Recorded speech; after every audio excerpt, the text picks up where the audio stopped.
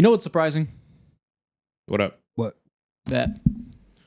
Why did you give Racist me a banana? Yeah, Now I gotta do something else. Now I gotta do something else. bro. Crazy. February is like 2 months from now, bro. Holy shit! Come on now, y'all. no. Do y'all Yeah. acknowledge No. this? Come on, So I man. bet you would like that. Huh? How about that?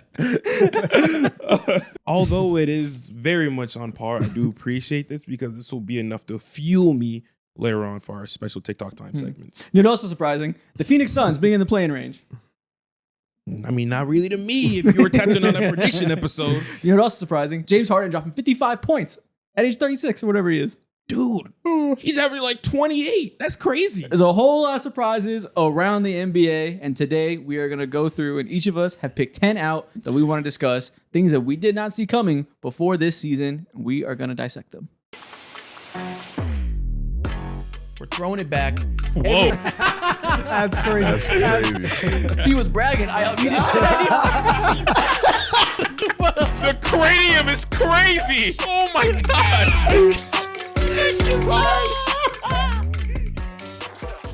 Crown eaters rejoice. Like I said, we each have 10 surprises. I'm sure there's some overlap, so we're probably going to talk about 15 or 16 different topics here. I want to begin by going first by saying my first surprise. I mentioned it in the intro. It is immensely surprising to me that James Harden is averaging 26 points per game, the highest points per game total since he was 6 years younger, since 2020. I gotta stop you right there. It's 28 points per game now. It's 28 now? I forgot Yes. he's at 55. It's even crazier. Yeah. That is baffling to me. Oh, actually, let me not say that. It is surprising to me that we're seeing him have this level of scoring revival after what has been 3 or 4 years of being sub 25 points per game, playing sidekick to stars, not looking like he can get to the rim quite like he used to, and just clearly being in a different stage of his career. That alone surprises me that we are at that point with James Harden. It is baffling to me that is true, while it is also true the Clippers cannot win games.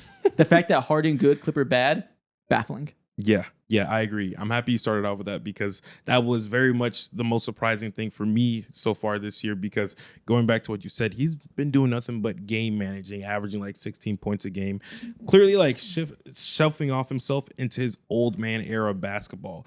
And over the last, 2 weeks, he's had so many insane scoring explosions. Obviously, maybe not to the same degree of like prime James Harden, but it damn near It's 55. That's feels like that right now, bruh, at this point in time. And bro, like earlier in the year, I was like, yeah, like James Harden has it still, but I don't know if he has it throughout the entire duration of fucking 4 quarters. And these last few weeks specifically, he's been having it the entire time. Yeah, we did a video last week in a TikTok segment where I named a breakout scoring leap or any type of production leap this season, mostly from young players. Asked you guys if it was real or fake. I put James Harden in there because he started off the season the first couple weeks, obviously, with those 26 points a game I mentioned. And you guys said fake. And it was more fake along the lines of like, obviously, it's impressive that Harden can pull this out again, but we know after several years, he probably is at a lower state of production. We've seen in the playoffs. We kind of have an idea for who James Harden is. So I'll wait and see before I get too excited about a James Harden's renaissance. And I said, I don't know. It's been like 2 years in a row now where his points per game is getting better and better. Seems like he's getting healthier and healthier after those several hamstring injuries. You mentioned 16 points per game that first year with Joel Embiid. Then it went up to like 19, then 21, then 22. Like he's slowly inching back to now. It's like, it's weird and perplexing that a player of this age would have a second wind when you deal with injuries like hamstrings that, are known to kind of hurt your prime when you're at that age. It feels weird that we're back, but when you watch him play, it matches what we're talking about with these stats. He is blowing by people again in a way I haven't seen since Brooklyn. Yeah, I think it is impressive because last year he was like carrying the team, but you also looking at it and like the efficiency wasn't well.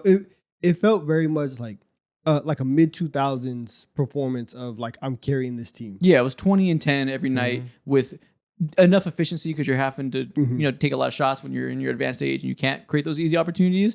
But it was like, for his standards of being old James Harden, it was impressive. He still made an all-star team because of the team's record, but it wasn't like this is still James Harden. Now what I'm watching now is he's re-entering top 5. He's re-entering top 5 point guard conversations. And I haven't said that in years. It was more like we did that tier list I mentioned. We put him next to Trae Young at around the 9th or 10th best point guard. I think he's playing much better than that now. Yeah, he can have it for right now. I do stand on like the leap, being fake because I do agree with everything that I said, which is one leap kind of shows that like you are this like different player. he is just getting back to a point where this isn't necessarily different than anything that we've seen, but it is nice that we've been able to see it again. Let's see what happens. He did just go 0 for 8 against the Caps. It did just drop down, but he's had a 50-point game. He's had a 40-point game. You're seeing these explosions come out, and it would be like I think it's gonna happen more just because the Clippers are so bad and they keep losing games, and they need some type of offense. And they need somebody who can shoulder the load. And last year, you can kind of live with the 21 because you also had another fringe, potential borderline all-star in Norm Powell, who was hooping. And seeing what Norm Powell is giving the Heat right now, the Clippers would love to have 25 points per game in their backcourt. And if you paired Norm Powell and James Harden together, you're getting 50 points a night from them too. Like that's much different than what you have right now. Don't worry about it. Trust me. DeMar DeRozan is on the way. Zach LaVine oh my God. is on the way. But needless to say, like, even if you do have like a high octane level of score of that, I think what we're seeing from James Harden is a surprise, and I think it is new considering we haven't seen this level of burst going back to what you said, Isaac, since 2021 when he was on the Brooklyn Nets and whatnot. Like his ability to get to the paint now is different. It's something that we haven't seen in years. And it's like, it's not even new. It's like damn near refurbished. You know, it's kind of used, but it's still like, it still works, bro. We're currently at 56% effective field goal percentage. Last year it was 50, and that was his like all-star season. It was honestly his least efficient season besides these two right here where he was dealing with the injuries. 67% at the rim. Last time he shot 67% at the rim was year 3 in 2012. He shot 67%.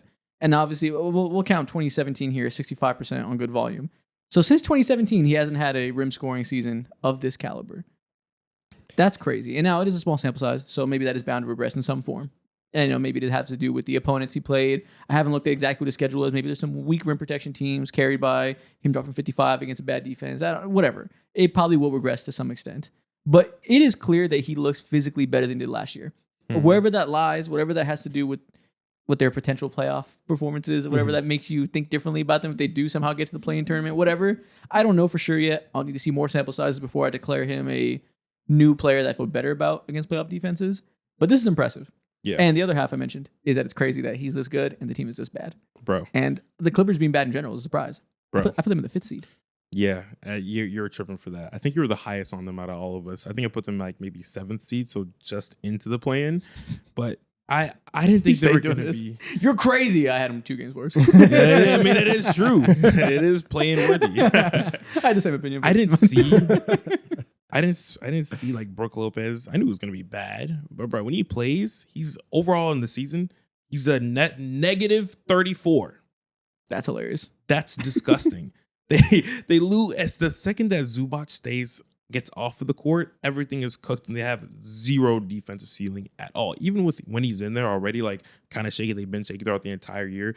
While we're talking about James Harden, how magnificent he's been on offense, defensively, he's not shit at all. And you can't blame him for not being shit because, again, he's 36. He can only give you so much. And if I'm prioritizing James Harden, I want him to carry my offense defensively. We'll try to survive with the 4 other players out there. And that's what they've been doing. It's also part of the reason why they're kind of ass. I feel like us, we're always like a year early on things. Facts. like we like last year was the year where we were like, yeah, the Clippers are gonna suck. Is right there. They're not gonna be good. And then they go out and they win 50 games. And then now we come back. It's like, all right, well, I guess they proved us wrong. 100%. Right? 100%. I guess we just have to give them credit, right? They're gonna win 48, 50 wins, and now this is the season where they do it. Invest early, right? 2 years away. 2 years away. We gotta stand on hatred more often. we say we weren't wrong. We're just early, and that's why I said they'll still be a playoff team because I was like, okay, well, you've proved me wrong enough times. When you have this nucleus together with Ty Lue, I will continue to believe you'll be good until you're not. That was like the entire crux of why I kept them into the playoffs. Like they consistently, James Harden and Zubac stay healthy. They don't miss a lot of games. And when those two are healthy with the defenders around them and Ty Lue, they have been a great team, especially second half of last year. They were a fantastic team. And the reason we doubted them last year is because they lost Paul George. And we said, where would the firepower come from? Feels like you're a team that is teetering on the line talent-wise, and losing Paul George makes you go on that line. Little did we know Paul George was cooked. And then we had the whole new discourse where it was a good thing he left, right? Well, now that we have the actual version of what we expected this year, because last year Norm Powell replaced him, and now that replacement is gone, and now they finally dip under the talent threshold we saw coming last year. It's the talent threshold. It's the defensive threshold. You tried to replace Norm Powell in the aggregate with Bradley Beal, with some of these other pieces, John Collins, Brook Lopez, obviously, and even the Brook Lopez thing. We had been saying for a couple of years, Brook Lopez is kind of cooked, like right, and obviously him being the co-anchor to a defense in Milwaukee is much different than, hey, can you come play like 10, 12 minutes, behind Zubac here? It's obviously less that you're asking of him, but still, cooked is cooked.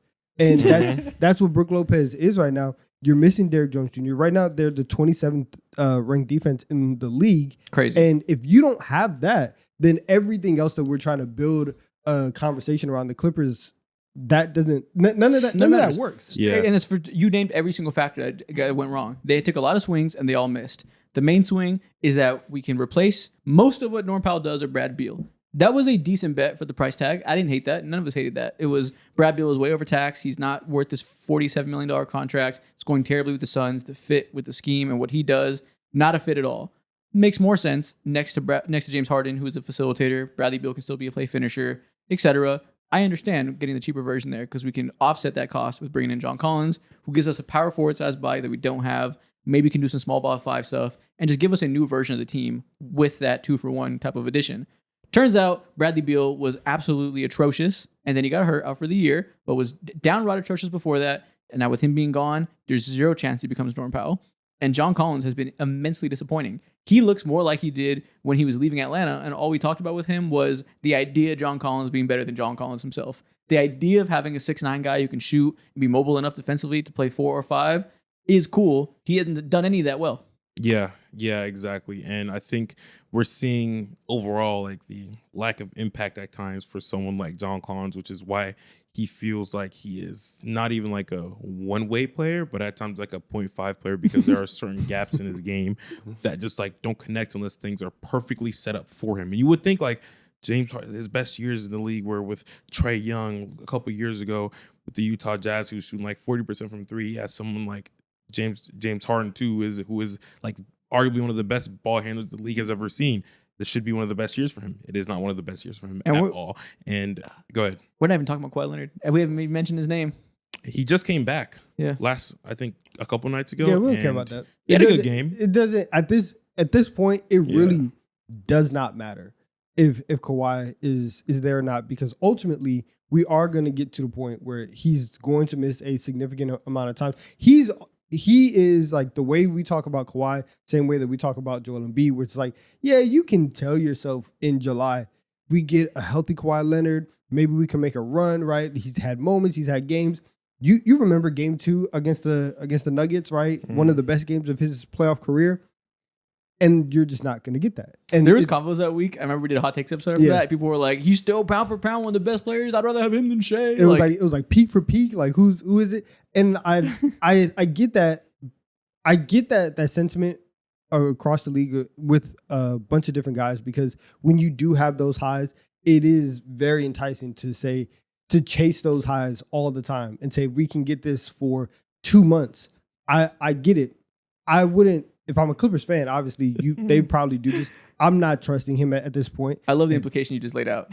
Being a Kawhi fan, being a Clippers fan, you're a crack fiend. Yeah. You got issues. 100%, yeah. You're hitting the pipe hoping for a different outcome every week. And you know what's like the nastiest truth of it all too, as you guys who are crack fiends, I feel so sorry for you. Yo, the crack is not even hidden, bro, because James Harden has done more for the city of LA. He has more impact for you guys than what Kawhi Leonard has done over the last like 4 or 5 years.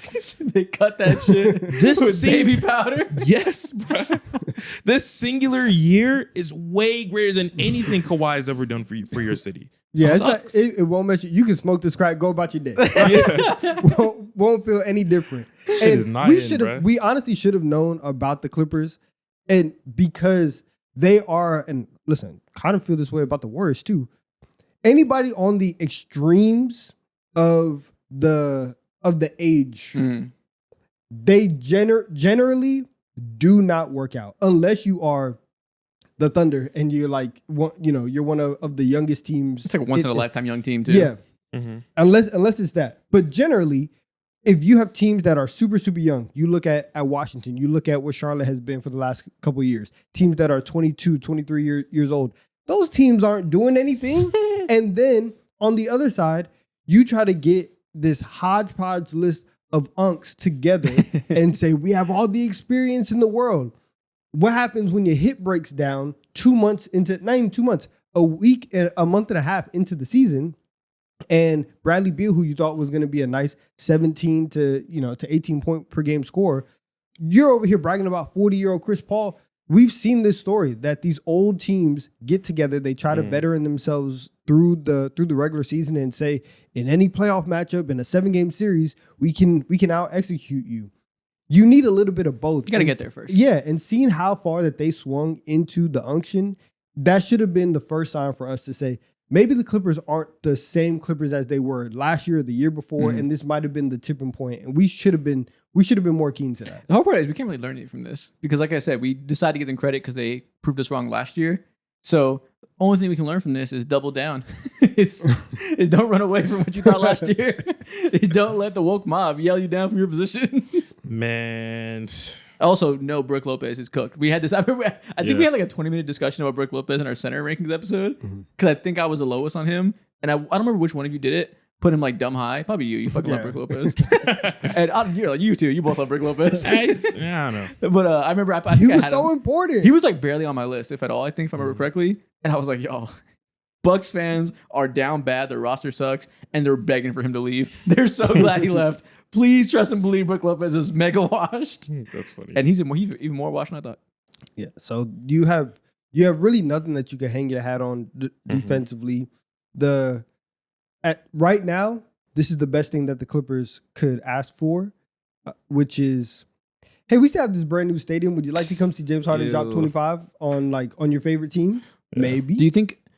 So it's tough right now because they don't have their pick, obviously, and they are probably very much motivated to not allow the Oklahoma City Thunder to add a top 5 pick. But if they continue to go down this path and they are still bad, even with James Harden there, Kawhi misses more time.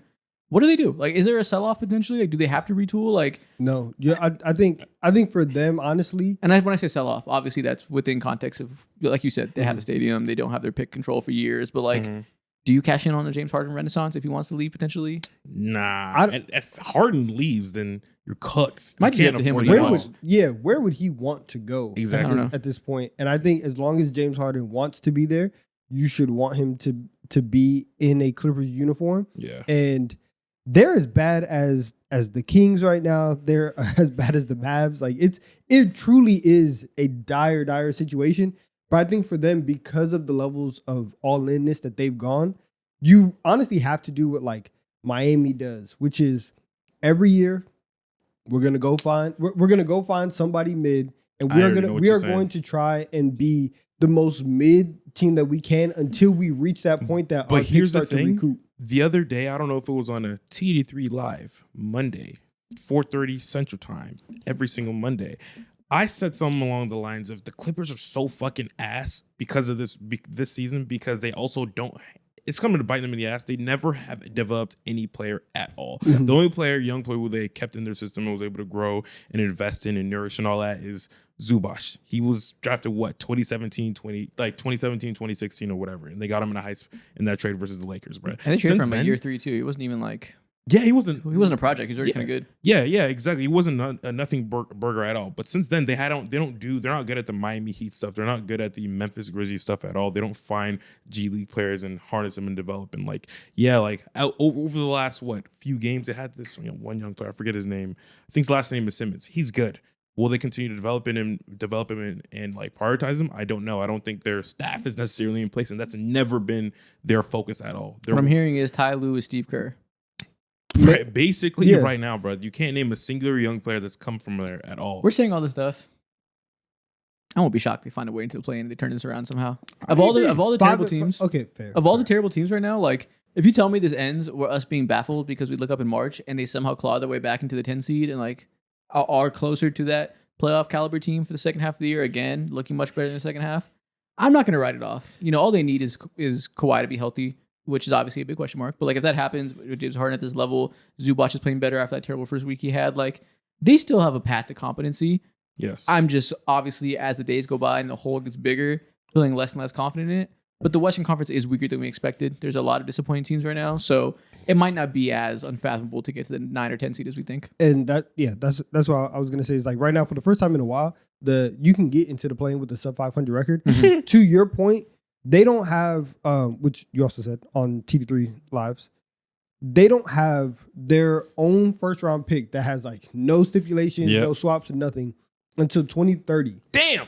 We have to end the decade of the 2020s until they finally have a draft pick in their control. So for the next 3 years, you have to be as mid as possible, try to be as competent as you can. It's 4 drafts. You tear everything down to the studs in 2029 and you tank and then you restart anew at the start of the decade. That seems like the most logical. How are these picks all that far out? Like, yeah.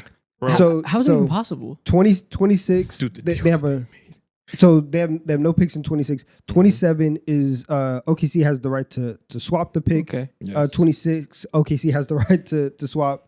28 Philly has it unprotected. No protected. Oh, from James Harden trade. Okay, and that's why. And then in 29 Philly has that pick and it's a pick swap. Okay, yes. I forgot about the Harden trade. The only thing that could possibly save them for the rest of this decade is if they absolutely nail those pick swaps. They have to be in the weeds and have so much investment into their scouting and draft department because those last few picks via the 76ers and also OKC swaps, they need to hit those. I got some bad news for you. Hit those. They're going to be gone. They need to do research. The NBA is taking those draft picks away. They're not going to be there, right? Like imagine like their path to getting better is to nail all of their mid first round picks, their second round picks. They might not have some of those. They're gonna have even less chances than you think. Uncle Dennis, you're gonna fuck this team for the future, bro. Yeah. LA our way, baby. They did it. Hey, streetlights, not spotlights. Oh my gosh, man. Real salt of the earth guys. The richest owner in the sport. It's so sad, man. All right, man. What's the next team? What's the next surprise you have, Mo? You go. I think also one of the bigger surprises for me. Yeah, it's a surprise. I knew he was going to be good, but I didn't know he was going to be this good. Derik Queen, he is a special rookie, and he might end up being maybe not the best rookie out of this class, but straight off rookie year-wise, he might be the second best player in this draft. Obviously, like Khan is insane, and I'm sure like one of us has him on our list as well. But overall, like, actually, let me broaden this take overall. Okay. I think there's so far throughout the first few weeks of the NBA season, there's been 4 different times that I've looked at a rookie and been like, you are the best in this draft class. Yes. I've done that with VJ. I've done it with Derik Queen. I've done that with Khan, obviously. There's so many guys in this class that are just like so insane. And I think this truly might be the best draft class that we've seen since, I don't know, maybe 2018. I was thinking about this too. 2021 is the last stack one we have, where we have Cade, Mobley, Şengün, Scotty Barnes, Franz. So that's at least 5 All-Stars. I'm sure there's more I'm not thinking of right now. This is the best one since then. Surprise is this class probably has 4 All-Stars at least, maybe 5. Yeah. I'm still in the. I don't know, like the VJ stuff. I need more time to see, but like obviously the potential, I see that like he could be extremely good. Bet on that work ethic. Cooper Flag clearly gonna be an All-Star, top 10 player, still in the cards. Dylan Harper still think top 25 player. I forget he existed, bro. Dylan Harper's gonna be top 25 player, I think. Yeah. Knueppel clearly an All-Star, I think. I early. I don't know, but it seems like he's clearly going to be an all-star.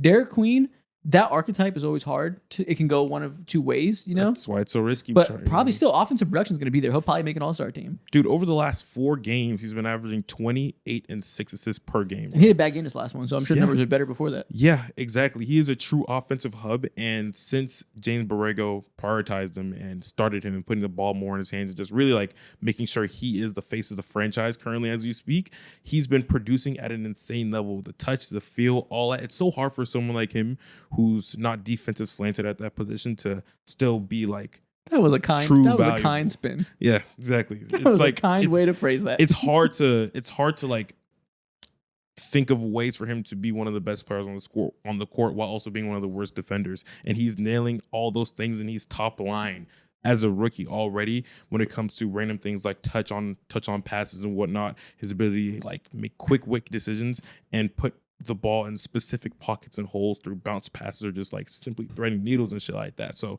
with all that being said, yes, I get it. I know they're last, they're ass, they're 15. I get it, Which bruh. is honestly the best place that you actually. Me, Yeah. hell yeah. I forgot. Continue. I forgot for a split second, right, that they gave the unprotected pick, no prophylactics, nothing, just straight pick over the Mo. They are in a bad position, obviously, because you can't build around this. But when you do have these like super talented offensive big men, obviously the first name that everyone's gonna go to is like he's Baby Jokic, right? Like all That's this actually stuff, his nickname on Basketball Reference. It's hilarious. which is like He looks a lot like Şengün in his play style. yeah, and I'm cool with that, and I do think that for right now, go ahead, get your buckets off. We will obviously wait on defense as like the year goes on, as next year happens, and we are trying to develop every part of his game. But right now, if you do get to a point where his defense just never reaches like I don't know. Top like a 75th percentile defender, whatever.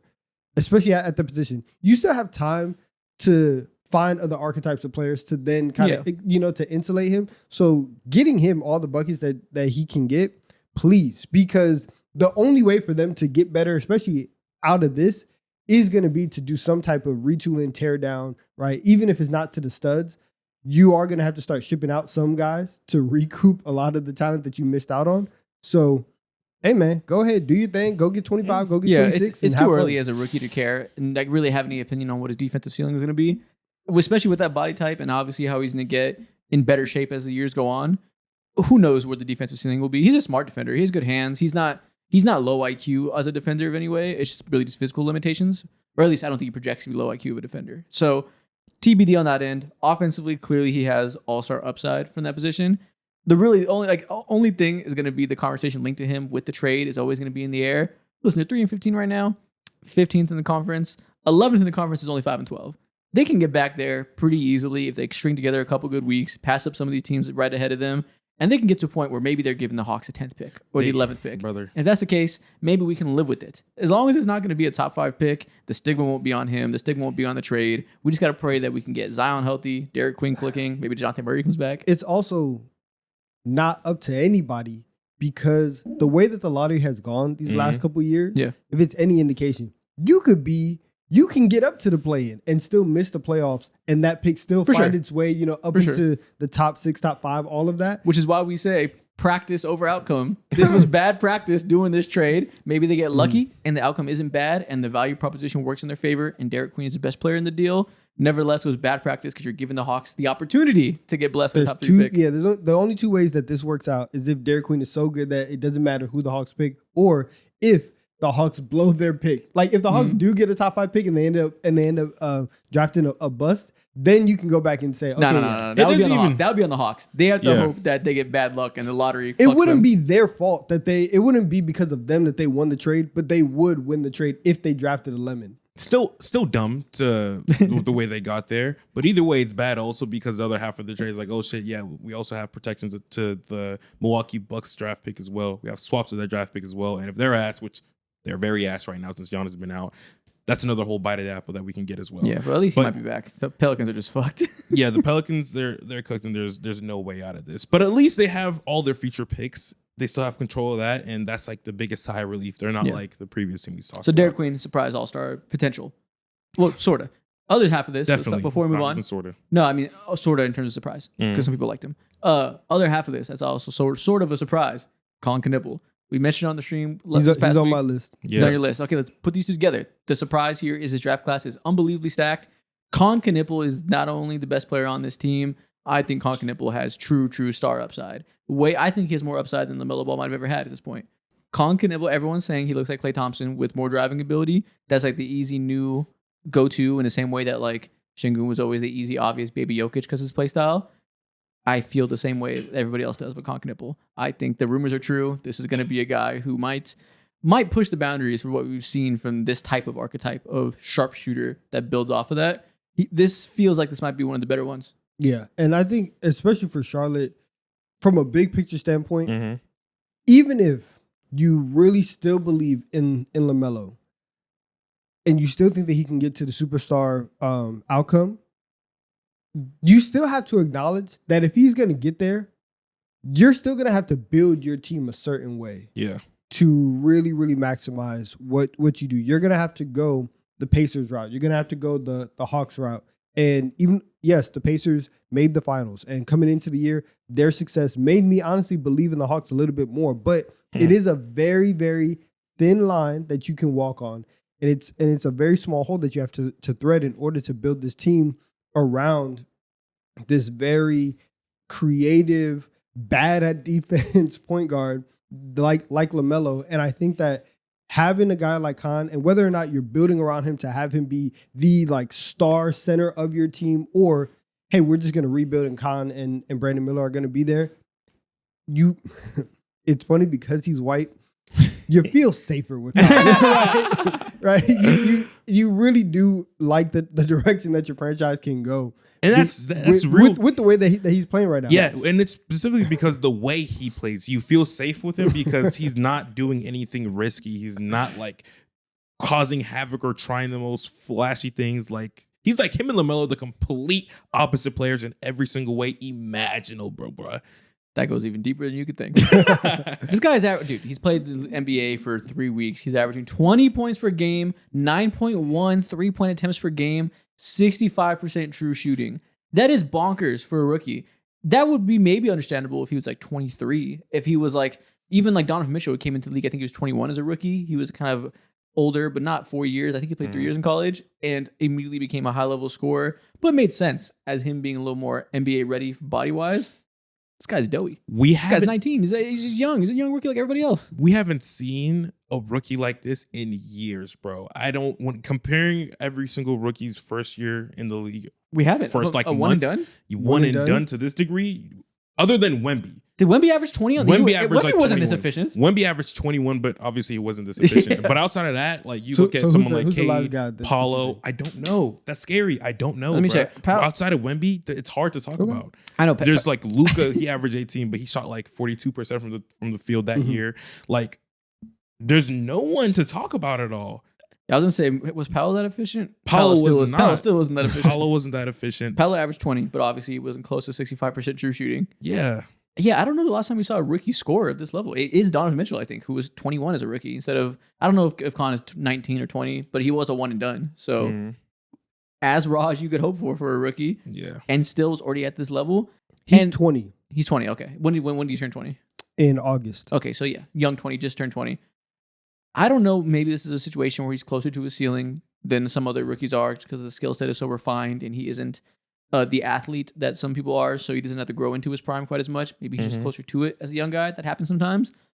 Or maybe this is just a superstar in the making, and this is fucking Klay Thompson with some Paul Pierce driving abilities. Like, this just might be one of those guys that is going to be a surprising, defining player of a class. Either way, and you can tell, obviously, like whenever you have like a legitimate, like good player on your team, and for the Hornets who have missed so many first round draft picks year in and year out, having somebody like Khan to come in and start performing the way that he is, it does give you so much more breathing room around how you're building and how you want to move forward.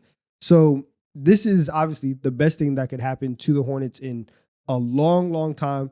Shout out to Khan because he legitimately, and I'm with you. I think right now I would put him in the All-Star game. I will say. Oh, really? I just looked at it. The last time we saw a rookie, if he keeps doing it, yes, I would. I would do. I mean, the Hornets got to be. The team's too bad. Exactly. But the last time we saw a rookie this efficient, he could be the last. No, spot. he can't. I understand your sentiment. No, he can't. But he can't. He can't. No matter what. That would only be possible if the Hornets are like fucking 140 games or 42 games. And I don't think that's in the not picture even 40, but like they have to be respectable. Yeah. It's not happening. They're not going to be respectable.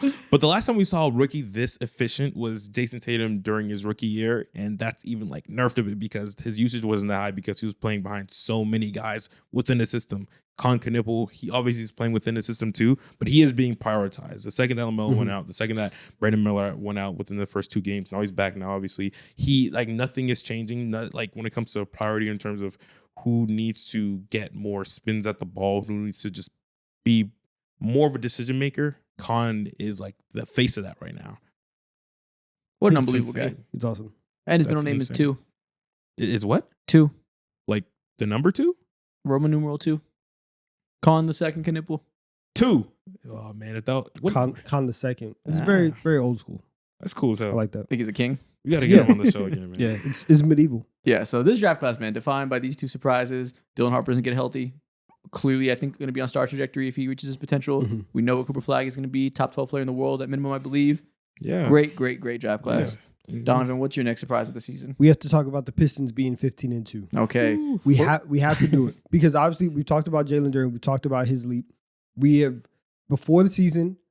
I was the highest on the Pistons. I thought that they can be the 3 seed, and a lot of that was like, can you be the 3 seed with Jaden Ivey coming back? They've won mad games in a row without Jaden Ivey. He's played the last couple games, looked good, and now that look fine, whatever, promising. Now that he's back, I'm seeing the vision even more because he really is giving the Pistons things that they lacked. Like you can see him attacking transition. You can see some of the playmaking. You can see some of his ability to get downhill, drive and kick. Like adding that to Cade Cunningham and allowing him to get off the ball a little bit more and allowing him not to have every single possession live and die with him. I am so happy that they have him. And so now I feel so much better about what they're doing and that this is not just a fun early season team. This is legitimately a top 2 seed in the East. Yes. And they can get to the conference finals. Their medicine is finally here. The pack finally arrived, bro. They were late on the prescriptions, but Jaden Ivey, he fixes everything for that team in terms of what they needed, which is overall just on the perimeter, more guard play, more explosion. They need someone who's dynamic, and he very much is the type of looks and the type of athleticism that he has and finesse to get to the basket by just being, hey, bigger, stronger, faster than you, but also I can get certain passes off from certain angles that no one else on this roster outside of Cade can do. Packaging all that into one, but also knowing, oh shit, like this dude, I don't know if it's legit, but he shot like 40% from the field or from the 3-point line last year. Yeah. I'm going to slow down a little bit on the phrase you said to begin with, that Jaden Ivey fixes everything they have an issue with. We'll see. But it certainly has the potential. So far, he's played 2 games, 15 minutes, 11 minutes against the Bucks and the Pacers. Looked good. Can't wait to see what it looks like against good defenses and like a higher minute rate so we can really get some good lineup data to go off of.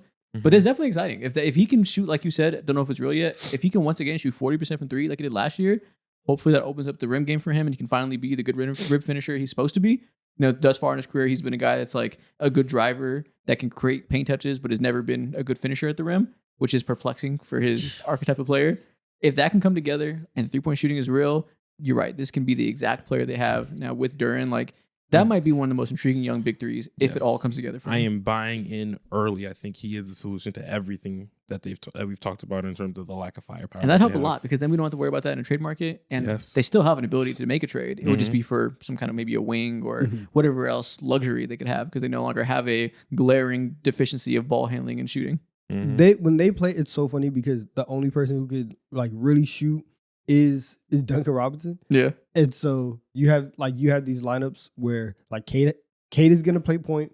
We're gonna have 3 goons out there, and then Duncan Robinson, and he's just doing his best like Steph Curry impersonation. He's like running around, catching and shooting. It's very funny.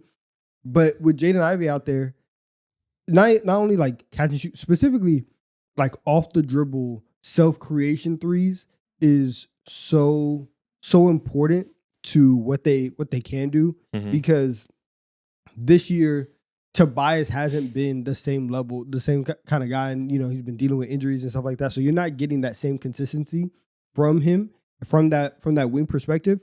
It would also, just because we know the history of Tobias Harris, it would be nice if we can go into a playoff series and not have to say, hey Tobias, I need you to score 20 on 50, 40, 90 splits for us to have a chance to win this series. And if you can really relegate him into the stage that he's at in his career, and you have these other 2 very young and dynamic guards who can lead the offense, and everybody else just plays defense at such a high intensity and at a high level, then we're actually doing something. And with the way that the Cavs are looking right now, very shaky, the way that the Knicks have looked in and up and down, the East is what we thought it was going to be in terms of it's wide open and anybody can go get it. For sure, yeah. We're talking about Jaden Ivey. We're talking about Tobias Harris. We're talking about all this offensive margin stuff.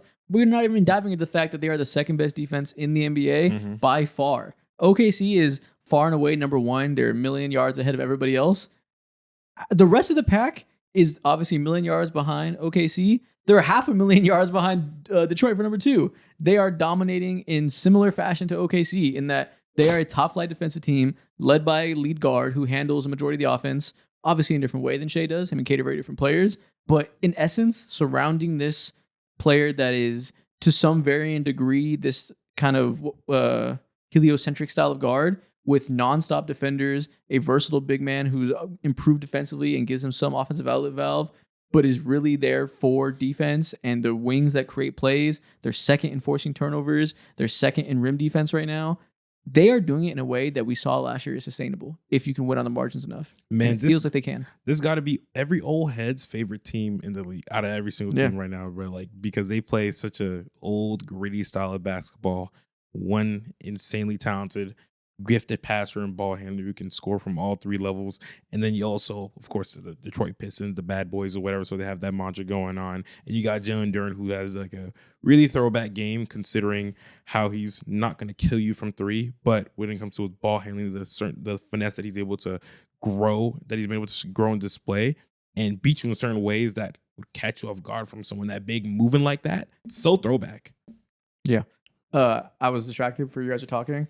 Pablo Torre did an episode today about Wilt, and he reacted to Donovan's rant about Wilt's game being fake. Oh, really? Yeah. What do you say? I don't know. I haven't seen it. I just Hey, man, pause the episode. We're going to go check that out real quick. Yeah, we'll watch that later. That's funny. The clip someone sent, it says Wilt Chamberlain and the Conspiracy Factory.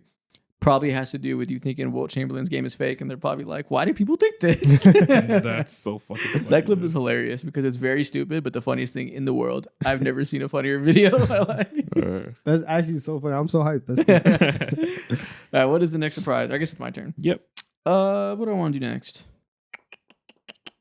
I have on here Pistons record already. We did that. Okay. I also wrote down Pelicans incompetence, which we touched on in the other version. Mm-hmm. I will say Houston being the number one offense in the league for a majority of the season and just being an offensive slanted team in the same way they are a defensive slanted team. Like on some nights they win with offense, and I find that to be incredibly surprising. Mm-hmm. Yeah. Yeah, like if you would have came into the year and told me that they were the fucking number one offense in the league, immediately my brain thinks, holy shit, Reed Shepherd is the real deal. The number 3 overall pick from last year has came up out of the scene. He said, fuck Fred VanVleet, I'm here. I'm giving you 20 a night, 5 assists a game and all that. You're going to say that didn't happen? It is happening now, though. Yes. The past 3 games, that shit is happening now. So, like, now you're going to say they're doing it without that, but now they're getting that too without KD in some of these games. So we'll see when they finally get everything together. But Reed is finally coming around in the past week. There's been some games where he's been the best player on the court. Sinkman's had a couple slower games as of late. Reed's been on fire. They started him in the last game. The Rockets fans are excited to see him finally be able to start. Everything is coming together for this team right now offensively. And are they still number one in offensive rating as of recording this? I believe they're number one. Oh, okay. Wait, they might be. They might have dropped. They're two. Denver overtook them by 0.3 points. Okay, yeah, I figured with those couple of slow Sengun games and KD missing some time. But nevertheless, being top 2 is baffling. Mm-hmm. And a big part of that is because they stopped doing the double big thing quite as much. I think that kind of hit a wall of like, we can only lean so far into this gimmick. You know, eventually it's going to lead to the things that we saw from the beginning as being a downside that they were able to mitigate for so long, which they still can mitigate that. They're still going to go to that plenty. It'll still be a weapon come playoff time. But from a regular season perspective, you can't really start that as expected. Doesn't matter because Josh Okogie is Dylan Brooks reincarnated. He's been great. They're not even getting like Graydon Thompson for a lot of these games. He really hasn't made the leap offensively anybody wanted to see, and they're still top flight offensively. Dude. Sengun is a superstar offensively. KD fits perfectly with him. Even though KD can't dribble anymore. They're not even getting like what we saw from KD last year. KD has no handle, can't attack downhill with any type of gap coverage. He's really easy to rip. Has taken a step back. And it doesn't matter because his fit is so good with Sengun. Yeah. So much is going well for them despite some things going poorly. Yeah, exactly. And shout out to Tari Eason for still shooting 50% from the three-point line. Shooting insanely well. He wants that bag, bro. Shout out to Jabari Smith Jr. covering up all the leakage that happens at times on the perimeter and on the hiccups because he's still like a flamethrower to this day.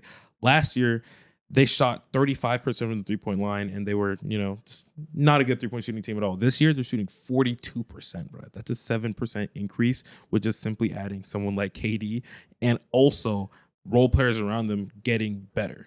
And also, the main difference, they're only 15th in half-court offense right now, which is good enough when your defense is so great. And that's still goddamn great whenever you have no shooting still, relatively to the rest of the league. They're second in the league in transition efficiency. Only 27th in transition frequency, which is probably a bit surprising. They don't run a tremendous amount. But that honestly makes sense though. Because double bigs. When you have the double bigs, when you have KD also as well, and like his style of play, like that's not super shocking. I think watching them, and especially in the early part of the season, there were so many games that, and it even now, like it still happened. Like you can go and watch the game against Denver.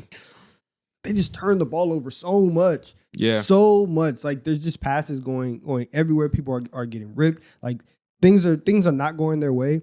And so when you see teams, it's always shocking when you see teams that give the ball away at a high rate and still are at the like tip top of the league. Yes. And the only one that I can truly remember, because they're just like the greatest at it, was those Warriors, where they're gonna be top 3 in offensive rating. They're also going to lead the league in turnovers. And so seeing the Rockets be able to do that without a point guard, and some of those flaws that we thought were going to be an issue, not having Fred, not having this veteran point guard that knows how to set everything up, that can take care of the ball in these high leverage moments, knowing that they're losing that battle and it still doesn't matter because their offense is that good, that's been the most surprising thing watching them. Yeah. And what's so interesting too is that, going back to what you said about the Warriors, are able to like surpass all those things too, because of course they have KD, or had someone like KD, of course, but more notoriously Steph, Clay, and they just generate a lot of threes. The Rockets shoot less threes, 5 less threes than they did last year, and they're dead last in the league in 3-point attempts. Last year, they blew our fucking doors off by rebounding 35% of their misses in the half court. We said, how could anybody have this ridiculous of an offensive rebound percentage as a thing they focus on and execute so consistently despite game planning? And their share went up 5%. It's 40% right now. That's outlandish. You rebound 40% of your misses? That's crazy. Almost half? That's fucking crazy. 2 years ago, it was 26%. That's insane. It's legitimately like their offense. Like, yeah. And like, that is so, I don't think people comprehend. Like, everyone knows this. That's a defining thing people talk about. I don't know if people realize just how outlier of a skill that is, and how unusual it is to win that way in the modern NBA, and how big of a gap that is over what everybody else is doing. I'll pull it up in a second to see everybody's ratings. I'm willing to bet there's not more than 3 teams over 30%.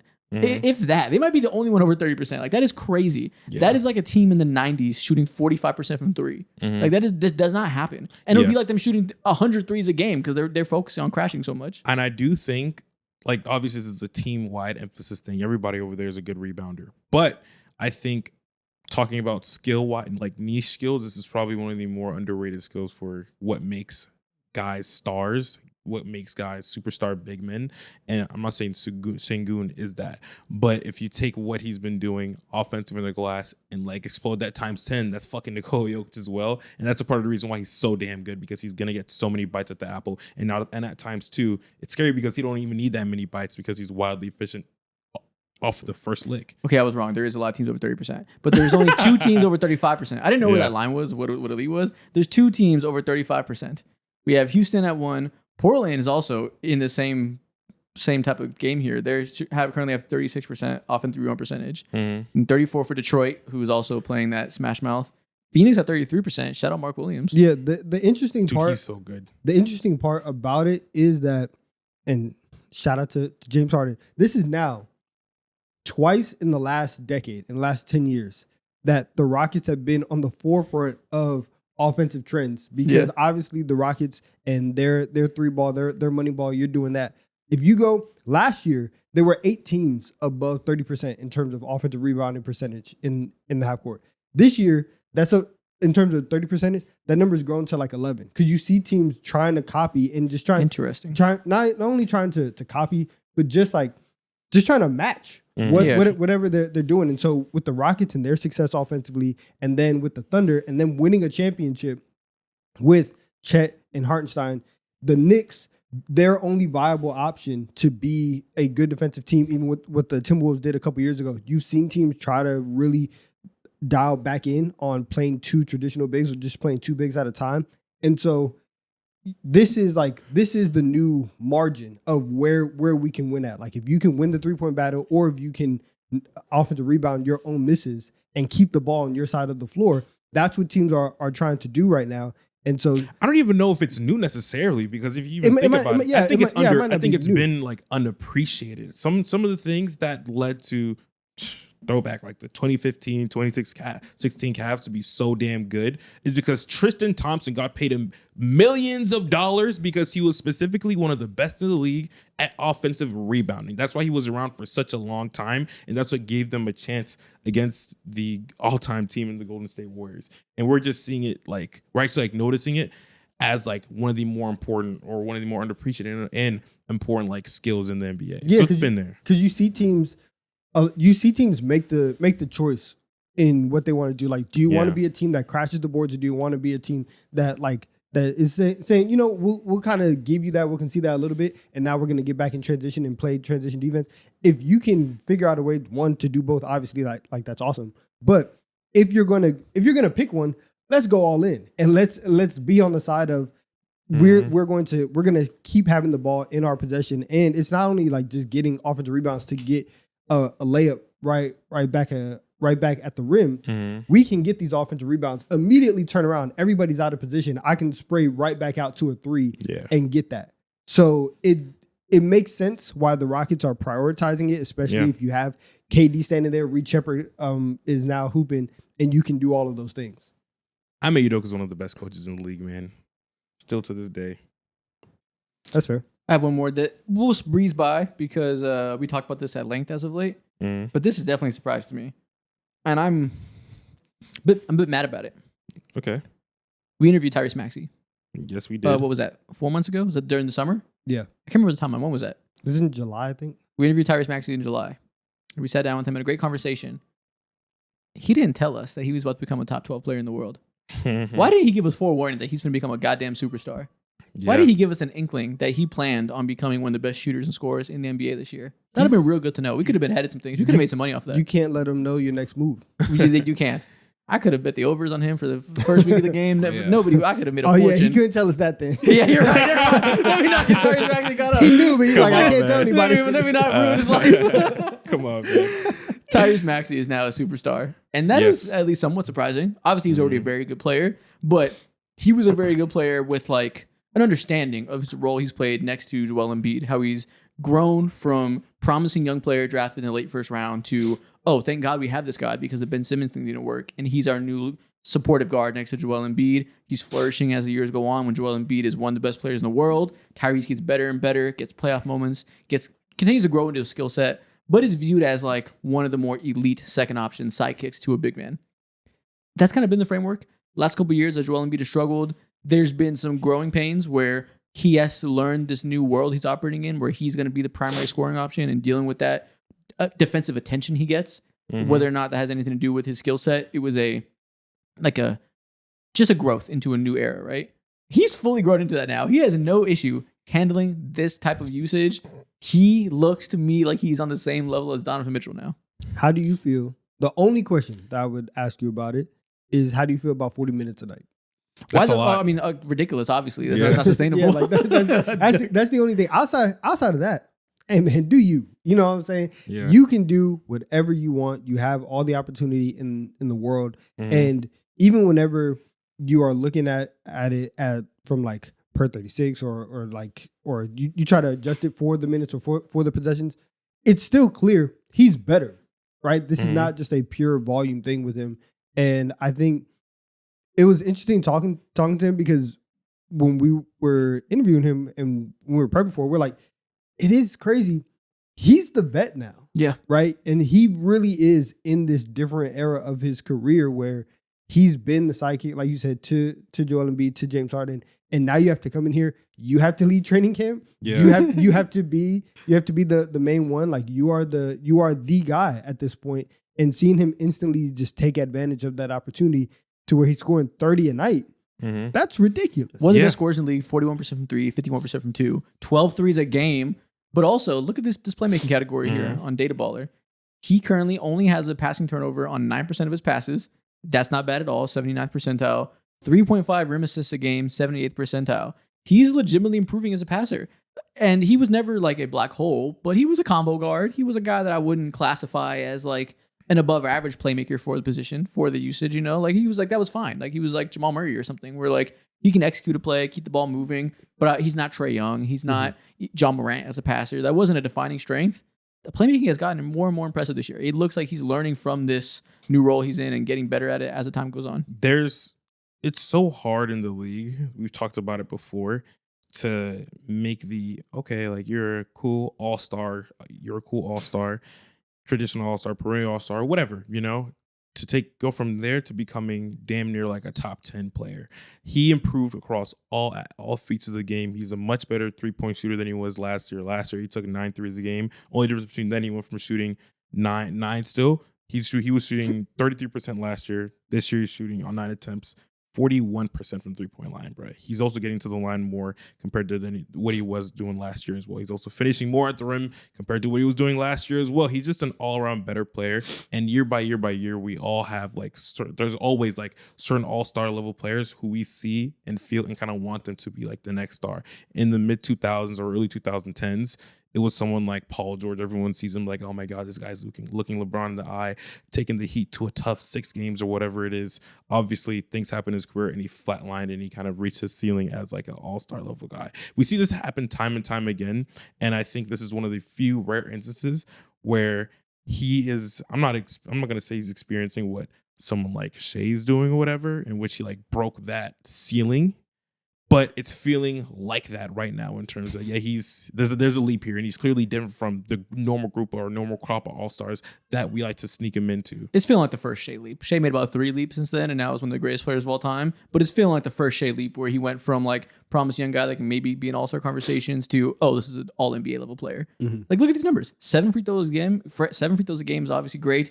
45% from floater range. That's a star caliber trait. Obviously, 41% from 3 is crazy. And you take away the 40 minutes per game, just look at per 75, still at 29.9 points. Still elite number for 61% true shooting. He's one of the 5 best scorers in the league right now, bro. Technically the 2nd best scorer in the league. In points per game, yeah. Yes, that's insane. Cat's freaking out on here. She's so like mind-boggled by these stats. That's why. Yeah, this is a guy who's truly made the leap. This is going to be probably an all-star starter in the East, undebatably. Yeah, I do agree. What's your next surprise? My next surprise, along those lines too, I did write Austin Reeves and Tyrese Maxey making star leaps. Austin Reeves is ridiculous for a lot of those same reasons as well. Yeah. But moving on to that, because we talked about that time and time again, I did not come into the year thinking that Onyeka Okungwu was going to be one of the 5 best shooting big men that the entire league has to fucking offer, bro. What's he at right now? At this point in time, last year, he made throughout the entire season 48 total threes. This year, he's already made 33 threes and he's shooting 40% from the line. He had a game against, I think it was the Phoenix Suns, where he had 8 threes in that singular game and was a big beneficial factor as to why, like, we not thumped them out, but won a tough game on the road, bro.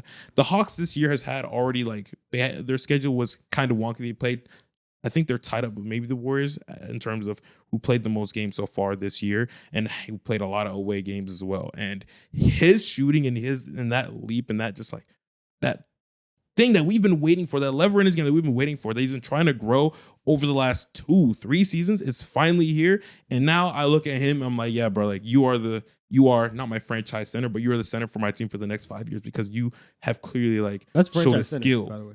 You showed a skill that makes you different from anyone else, bro. This whole time throughout his career, I've been waiting for him to develop something outlier that he's like, that I can call him one of the best at. And it's here.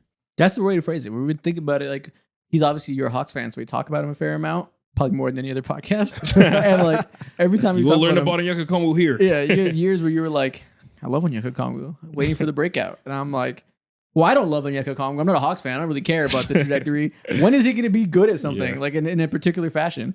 On offensive side especially. Obviously defensively, he's mobile, has traits there that are good. Not top of the league to where it can mitigate the lack of offensive development. We need to see something that is a calling card offensively, something that provides plus value before I can say like we need to prioritize him in a rebuild. This would be that. Having a mobile big who can shoot threes, that is an archetype that helps you win games tremendously in the playoffs. Look at you guys. Step by step. Everybody doing their job. Everybody getting better at their craft. Yeah. Except my bad. The threes are 38% of his shot diet right now. Double from last year when it was 19%.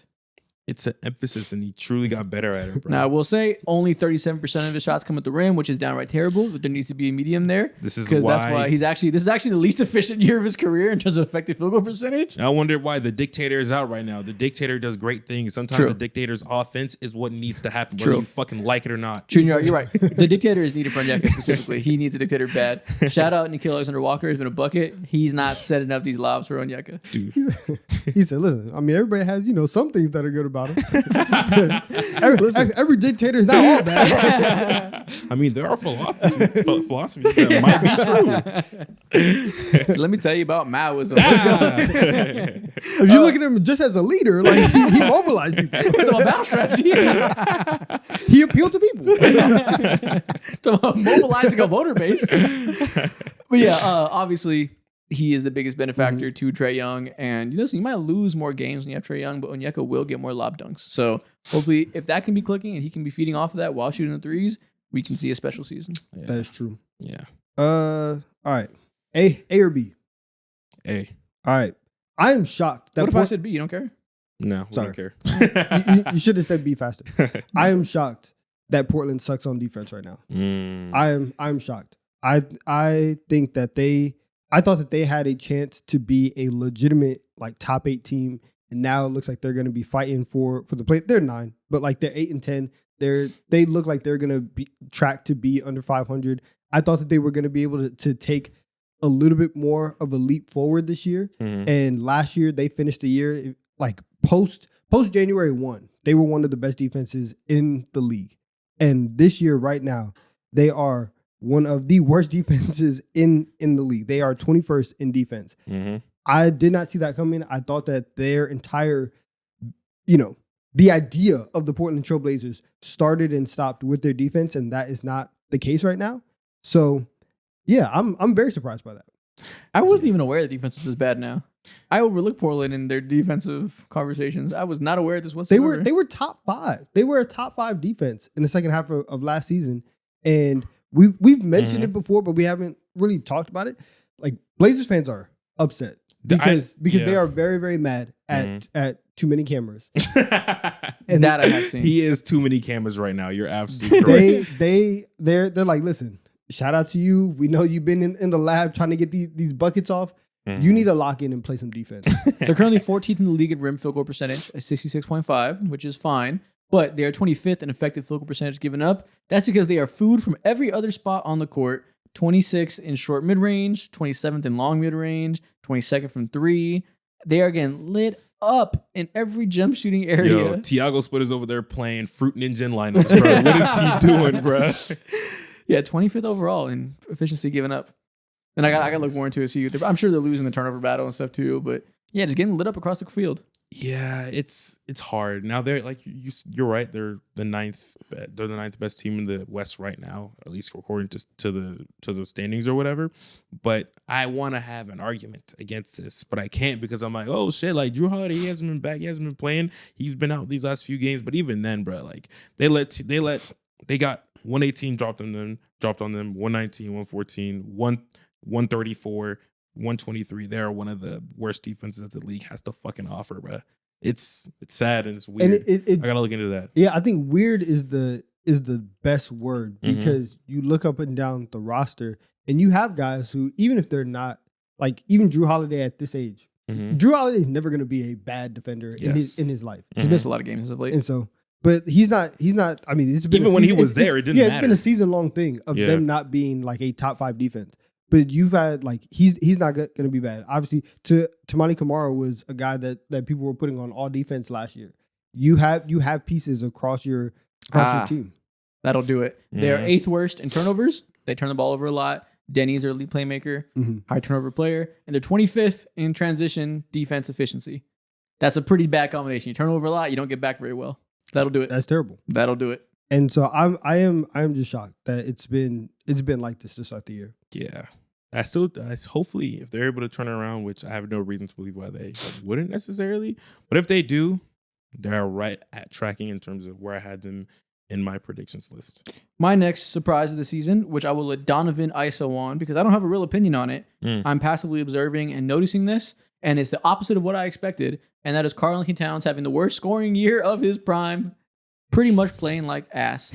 When Mike Brown came in with this, obviously he wasn't like, this is my only thing I'm focused on, but I think from a fan perspective, the main thing we're looking for is getting a coach that will maximize Karl Anthony Towns. That is kind of the main boogeyman that we hung over Tom Thibodeau's head, is that, yeah, he did a lot of things right. Yeah, you do a lot of success year after year. You are a good, productive coach that brought New York basketball back to life, pretty much single-handedly. Well, him and Jalen Brunson held hands. But Karl Anthony Towns did not have the best structure to thrive offensively last year. And Lord knows he doesn't have the best skills to thrive defensively. So we got to maximize the hell out of his scoring. Otherwise, it's hard to win with a Brunson Cat nucleus. So in comes Mike Brown, an offensive slanted coach who did great things with Domantas Sabonis as a playmaking hub. Did great things there, getting good offensive production out of him and tricking people into thinking Domantas Sabonis is the top 5 big in the league. So it was okay. Let's bring some of that magic and repair Karl Anthony Towns' PR. And my God, is he struggling? Tell me about it, Donovan. Why is Cat not good right now? You're funny, man. Well, I would like to say, did he just abuse the Nets? Yes, he just had 37 last night. Oh, thank God. Thank God. I missed that. Thank God. Shout out to that performance. His games, like the shout out the Brooklyn stimulus package. Shout out, you need it. You need it. Brooklyn That's the Eastern Conference right. for you. That is your get right game, bro. Yeah. The biggest thing, honestly, is it's been his shooting from three. Yep. He hasn't been the same guy, and he's shooting 33% from three. The shot diet is relatively the same. I think overall right now, like one that shooting will come back. Like he is going to shoot in the high 30s, in the low 40s. That is what he has done for his entire career. Is he just missing shots, or is it a shot quality thing? Do you feel like? I don't even feel like it's a shot quality thing. I feel like so like Cat has this very quick trigger three in transition that he likes to take. I feel like I've seen that more than last year. Maybe that's just me like noticing or just harping on it more. But I feel like some of the threes that he's taken are like even more ill-advised.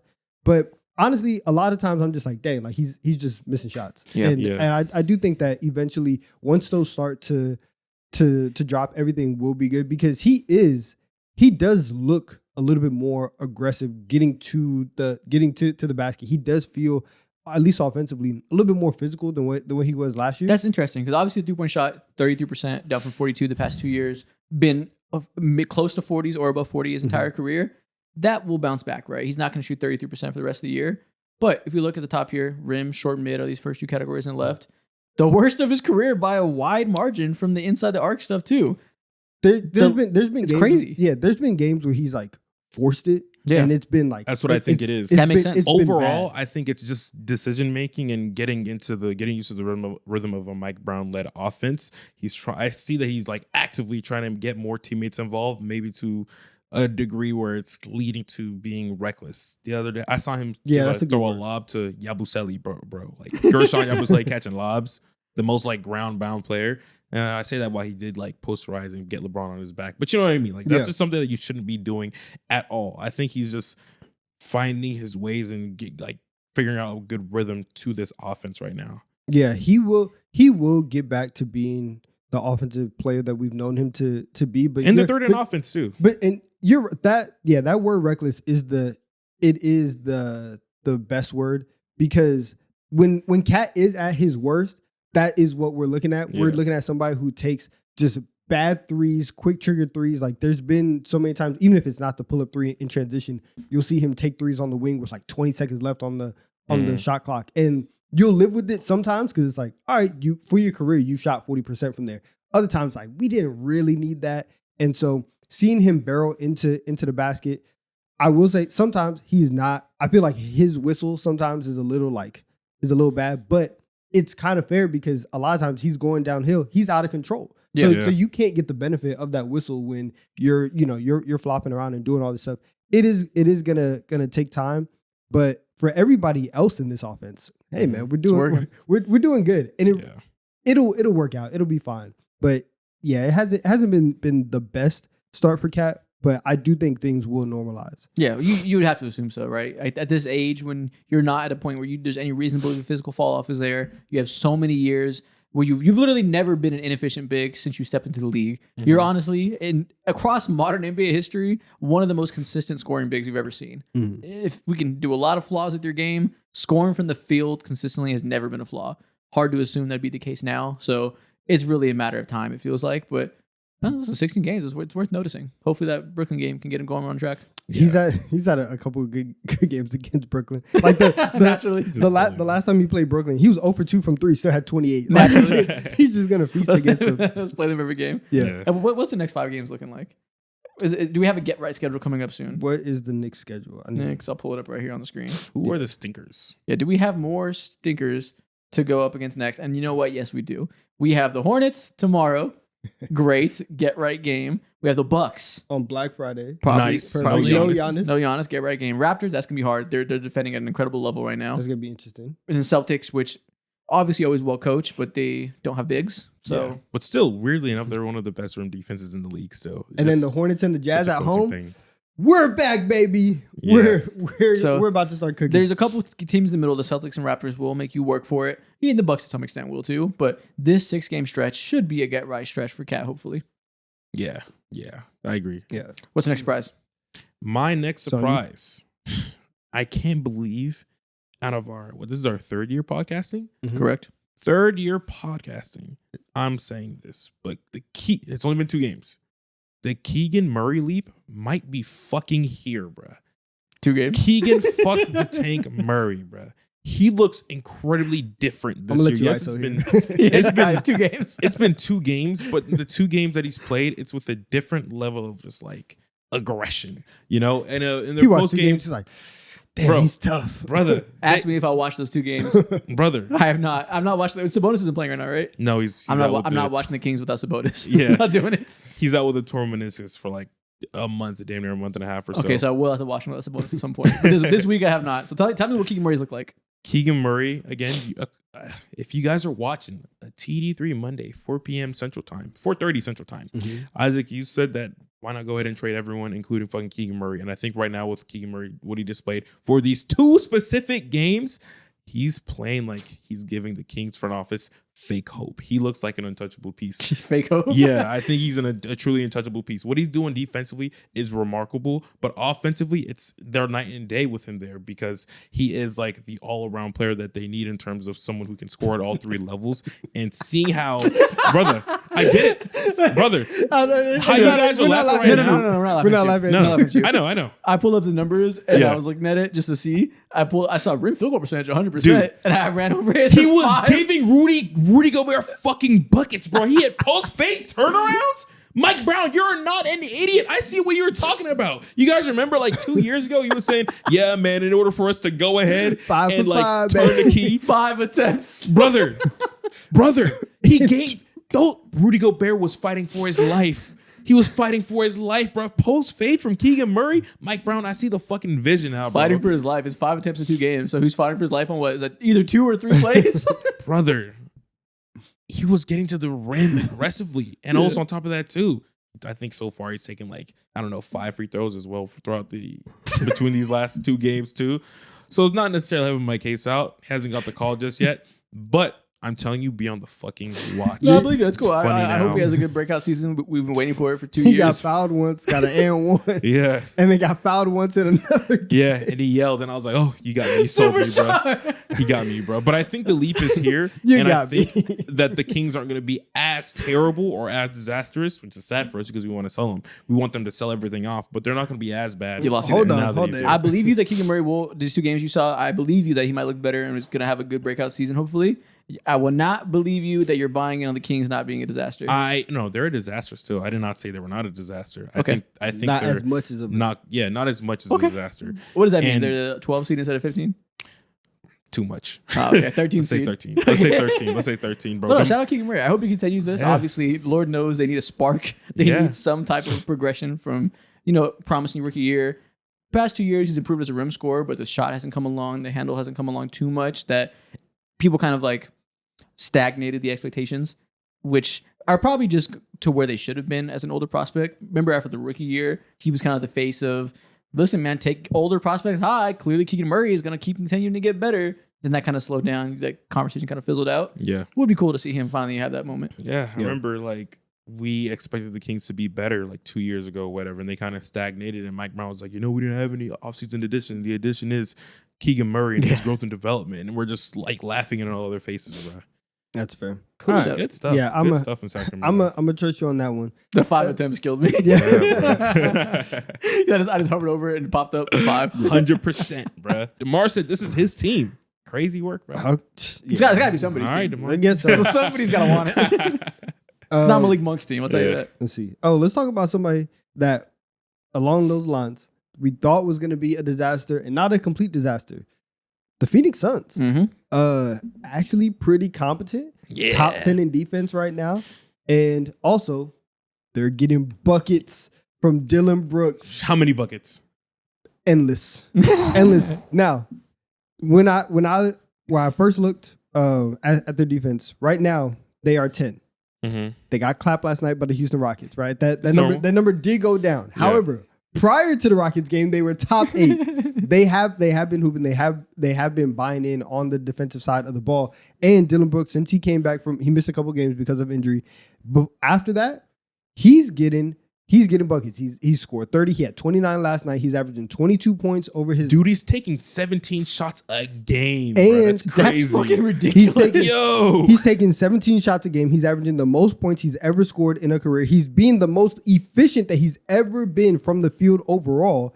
He is being very, very good for this team. And so when you add that, when you add Book, you add some of these Mark other pieces. Williams playing really well as well. They are a team that they are the 6th seed right now. Do I think they're going to end up in the top 6? Hell no. Do I think that they are going to legitimately be a play-in team and can scare people in the play-in tournament? Yes, I do. I think that what the Phoenix Suns have done to start the year legitimately show that they are not the worst team in the Western Conference, closer to what we thought that they were going to be, and they are a legitimate team in the conference. Jordan Ott is a very good coach. Yeah. There's no coincidence that the Cavs are really struggling in non-Darius Garland minutes in his games he misses because their offense is really falling apart in several ways because apparently Jordan Ott was the architect of that system. And now we get here and the Phoenix Suns, especially without Dylan Brooks, are devoid of ball handling, especially with no Jalen Green there, who's also been hurt. And they're still 9th in offensive rating, factoring out garbage time. According to Cleaning the Glass, based on their net rating, they would have an expected win total over 82 games of 53 wins. Mm-hmm. It sounds like Jordan Ott is going to quickly get to be one of those guys that is recognized as one of the best up-and-coming coaches. Yep, it's Jordan Ott, Royce O'Neal, Dylan Brooks, Grayson Allen, Colin Gillespie. So it's Jordan Ott, is what you're saying. Those are his names. Yeah, but all these guys, too, are just performing at a top-line level as well. So it's and shout out Jordan Ott, putting them in position to be able to get the best version of themselves. Even then, and Booker, man. Booker's playing good, too. Dude, the stuff that I have seen Dylan Brooks do over crazy. He had a play last night, and they ended up calling him, there was multiple. But he is doing like spin move step. I ain't gonna back. lie. He's, if I seen that on my screen, I would think I'm in hell. Bro, he's taking people off the dribble. Dylan Brooks is driving, spinning, taking step backs, middies, not knocking them down. He had another play where he's in his bag, pump fakes, step through to get the layup. He missed the layup. But then but the ability to get into those moves, I would have never, ever thought that I was going to see Dylan Brooks have a bag like this and be able to showcase his scoring ability. And he's taking step back threes and the shot clock off the dribble stuff. He's been so good for them offensively. And then obviously just being, Mr. Dylan Brooks and doing what he does for that team. Mm-hmm. Overall, the rise in competency in this team is very, very shocking. And it is very cool to see. And I am like, not like happy to see because I was wrong, but like, it's cool. You can to be see. happy if you can be happy cool still, despite being wrong. I mean, no, like I would love if everything I said was correct to start the year. Like, I'm not gonna lie, I don't give a fuck if I get 11 through 15 right. Also, it was fun. The things that I'm mad that I was wrong about is whenever I hate the most, because then I know like you gotta apologize. I'm not gonna do it, and then it's like like I said earlier, next year the Suns are gonna suck, and then it's like I should have. Is there anybody looking at the standings? Hating. I guess that's most of my. I don't have any more huge ones to talk about. We kind of hit on everything.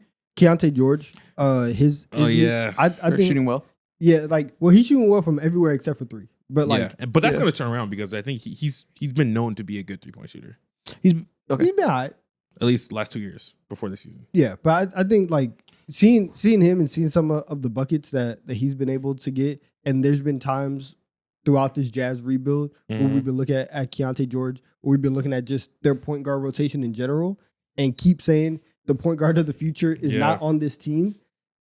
Seeing Keontae George go from being in those conversations to now like, oh no, he legitimately is a good player and he can be on this team like moving forward, and you would feel comfortable with him there. And if you do feel like his 3-point shot is going to come around, then offensively he still has really another level to get to. Yeah, I agree. This is someone that I talked about earlier in this season. He looks just insanely different compared to last year. He's attacking the rim like a fucking madman, which is leading him to take the leap in terms of where you lie on the score box, which is he's getting hella free throws and he's switching up his shot diet completely. 73% of the rim right now. That's a star number. 50% from floater range, star number. 41% from long mid range, very good. 3-point shot is still below average. Never has been above average for a single moment of his career.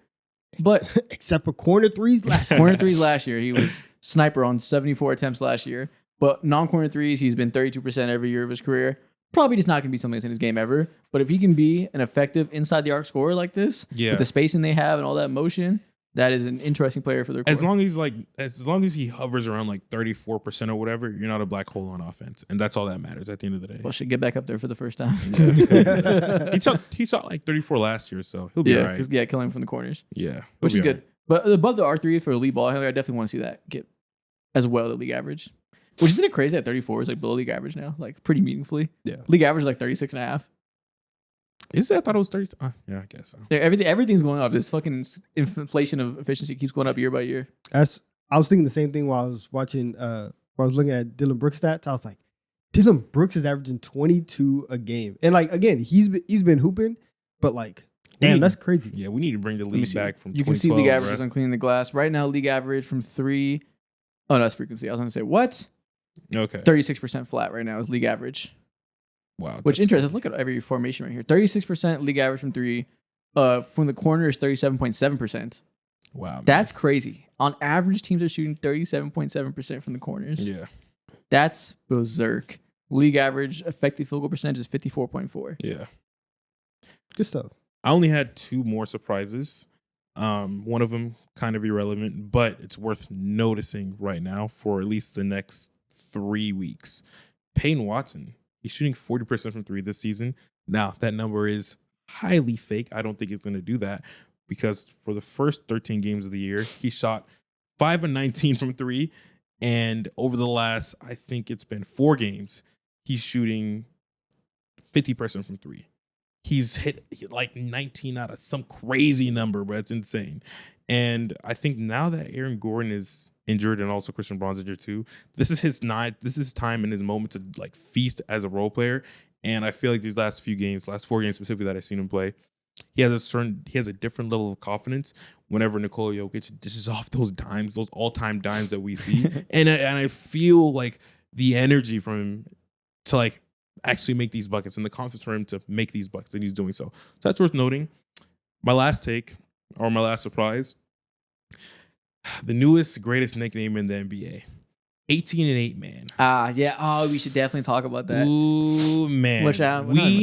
I think the biggest surprise for me personally is that we need to recalibrate expectations on him. Last year, star of that year was Scotty Barnes. We recalibrated expectations on him completely. This year, it's looking like it might be Evan Mobley. Because so far, his shot diet and how they're just placing him and how he's not taking advantage of smaller players and all that, how he's not like going off for explosive runs and explosive performances, which is why people call him 18-8 man. It's just I'm just noticing something. Yeah, I'm it noticing. doesn't feel like we're gonna get, at least this year. We'll see, but this is kind of a pivotal age and point for this type of leap. Doesn't feel like that offensive creation leap is really ever gonna come. At least not this year. Feels like he's desperately missing Darius Garland at setting him up for these looks he got last year. Was amazing cutting last year from the short mid-range area in that offense. Fantastic play finisher around the rim. This year came into the year with a clear desire to expand his game to the three-point line and get these long takes in isolation from the top of the key into the rim. Not his bag right now. The handle hasn't fully developed well enough. The physicality didn't take a jump. The burst didn't take a jump. The shooting didn't take a jump. Feels like he's still pretty limited in ways that he clearly doesn't want to be limited. Yeah, that's sad, man. And I think too, I said this on a TD3 again, tap the fucking Monday 4:30 p.m. Eastern time or Central time. If this is not the year for the Cleveland Cavaliers, it will never be the year, at least with this current form of them. Yeah, it was. Yeah, they need to be all four of them together, clicking at all cylinders. And I don't know if I don't think it's gonna happen. If I had to bet right now, I don't think it would happen. Hard to say because we just haven't seen Garland. So like, to not bet is just like to not bet on his health. So like, I have no clue. Like with the few games he's played, they look excellent. And we said, oh, it looks like Cavs basketball. They're back. When they're big out again. When they're big fours there, they have a plus 77 on the floor, bro. Like that's ridiculous. There's like it really does come down to, do you think they'll be whole or not? Because like they didn't lose last year because they weren't whole. That's why they lost. Like it's really just, can they be all together at the right time? Yeah, they probably won't. Because like, is there really any reason to? I mean, there's sure you could say the backcourt's too small, the front court's not skilled enough. Like there's reasons to doubt them, but we haven't seen those reasons be the reasons they lose. It's pretty much been health and availability. Somebody's always hurt. Yeah, it's fair. At least in this era, since Kenny Atkinson got there. Obviously, before that, some of that stuff came to when they got fucking bludgeoned by the Knicks, but that was a long time ago now. In this era with Donovan Mitchell, Kenny Atkinson, health has really been the story. Yeah, man. The last thing, it's not a full surprising thing. We do have to just notice. Now, I didn't think that they were going to be like amazing, but the Orlando Magic and the fact that they are just like mid is like, damn. It's very disappointing. Well, in the last few games. On the year, offensively, they are 14th right now. In the last 2 weeks, guess what they are? They are 11th? 7th. Yeah, man, that's good. Guess what's changed in the last 2 weeks? I don't know, man. I think someone's missing. I don't know. A little bit less peanut butter in the air? A little less like Italy in the air. Since November 12th, when they played the Knicks and Paolo played 12 minutes and got hurt in that game, he's missed 6 games since then. It's been roughly about 2 weeks. And this offense and this team that we have looked at for years now and said they are not good, they can't work together, they aren't this, they aren't that. They have been a top 10 offense for the last 2 weeks. Again, we're not saying anything definitive. We are just noticing what's going on.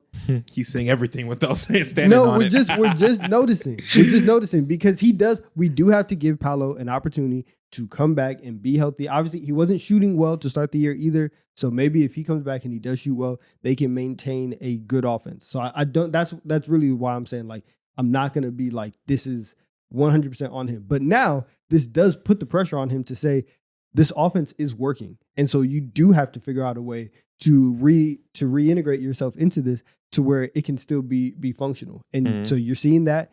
Anthony Black has been really good. I really liked what he's been doing. He's been hooping. The ball handling flashes he's shown. Sometimes he'll drive, and I'm like, this looks like park hoop. The way he dribbles, dribbles around guys, this little over move that Donovan Mitchell does. I'm like, this guy has some flair to his ball handles that he doesn't always get to show because there's sometimes 2 big forwards that need to pound the rock a little bit. But when he gets the opportunity, it's obviously not super consistent, but the flashes are there that make him interesting. And it's not only him, it's Tristan De Silva too, who plays eerily similar to Franz Wagner. He's a great role player. These are 2 hits that they got that they drafted over the last few years that are there, and they have everything in piece to be one of the better teams in the East. Do you remember when we did that rookie tier list that year? Anthony Black got drafted. I think about it every time I watch the Magic like play. dead last or F or whatever. I was like, I don't think he's F. I mean, I think he's like solid. And you guys were like, who gives a fuck about Anthony Black? And I was like, Anthony Black is fine. He's cool. Like, we can put him C. You guys like, put him in B. Who cares?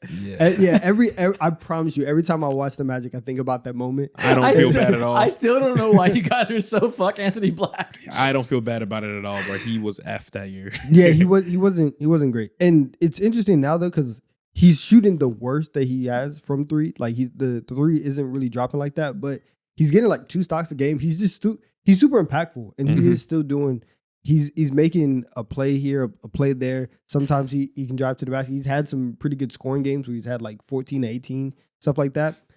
So the Magic are looking decent and they are looking better. Maybe they can go on a run, but yeah, that's the one thing where it's. What's funny is you said like, I don't feel bad about that because Anthony Black sucked that year.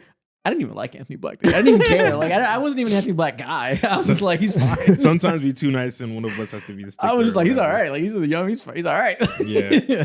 I find myself when it comes to the Paolo discourse, not necessarily in the middle, but more so I'm like at the point of where I'm defending him a little bit mentally because I'm like, okay, cool. Because I'm going through this like similar things in terms of Trey's out, our team is doing really good, or our team is decent at least. We're a top 10 defense for the first time in fucking forever. It's been like over damn near 10 years, pretty much. Yeah, exactly 10 years. But I find myself like, okay, like Paolo's out, Trey's out. Their teams are like playing better as the year goes on. New players added into the ecosystem. You should be doing what you should be doing regardless of the fact. One player shouldn't be out and your whole team dies. That just tells me your team wasn't good enough in the first place. So it's like I'm just noticing that their net rating hasn't changed drastically at all too. Obviously, you take like everyone gets more level a little bit. Everyone's able to get into the rhythm and shit like that. Specifically guys like Jalen Suggs and Franz Wagner especially, which is nice. At the end of the day, I'm looking at the coaching before I look at Paolo and like really like be like, get him off my team. What's Suggs shooting this I've year? recused myself from Paolo conversations. Let the chips fall where they may. I'll react when the dust is settled. I don't know, man. Bro, I didn't realize Suggs was going crazy like this. Who, the Suns? He said Suggs. Jalen Suggs. Yeah, he's like that. Bro, 82% at the rim.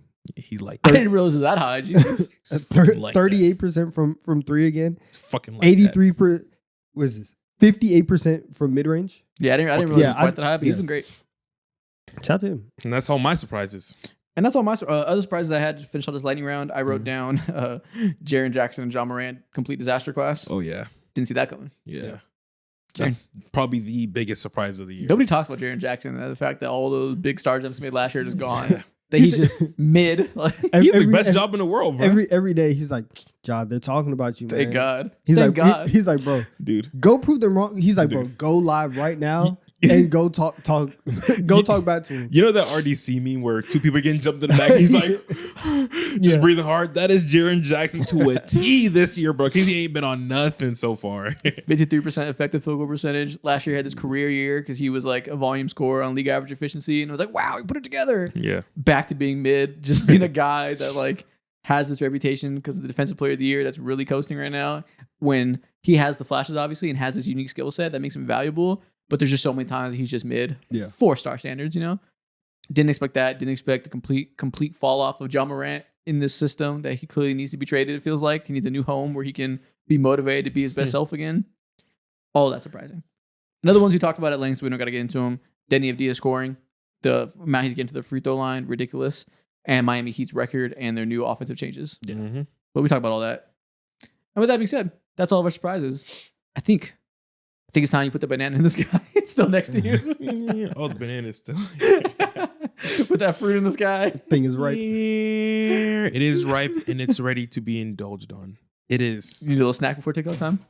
I hope we all have snacks before TikTok. It's a long show. Don't put this on camera. Well, why not? What's wrong with that? Come on, man. What's wrong with like eating a banana live on camera? What's wrong with that? Don't make me say it. Say what? I triple dog dare you. Nutritious. See, you can't make that noise either. Before I say it. You can't do that either. He's like, yum. He said, this is so good. Yo, why you just text me that I'm a knuckle what? It's TikTok time. Let's go. Welcome to TikTok time. As usual, today we're going to begin with the draft. We're going to be running back a new staple of us. We're going to be doing an NBA sabotage draft. Have a hat full of names here. We're going to draw them one by one. You draw a player. You decide if you keep him or give him to somebody else in case it's a bad player you do not want. And this time, we are making lineups of point guard through center with only 7-footers. Perfect. I figured out how. I think I figured out the strategy in the sabotage draft. Okay. Watch the strategy not work. The strategy. I think I figured it out. All right, we'll see. I know what to do. I just have to pick good players. There you go. And I'll be Blindly, yes. The strategy is be the lucky one. Be the one that doesn't get picked on. And Donovan, you can go first. So here's a hat with the 15 names. I've been in the lab practicing my pulling techniques. You're pulling. How you pull? You're How so? plugging. What you been pulling, man? So Fire. only centers Reach. making lineups. First player drawn, Kevin Garnett. Okay. I told you I've been in the lab. Okay. I've been working. I'm keeping Kevin Garnett. Okay. What Okay. position? Put him at the power forward for right now. Okay. Okay. Who is this here? Rudy Gobert. Rudy Gobert.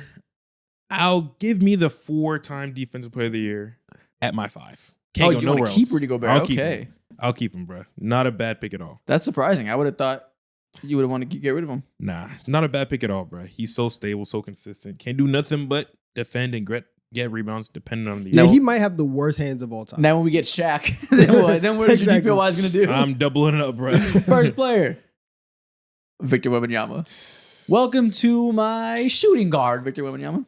Fuck. Yeah. Okay. welcome to shooting guard. That might be the best 2 that we have here. Now, Bill Walton.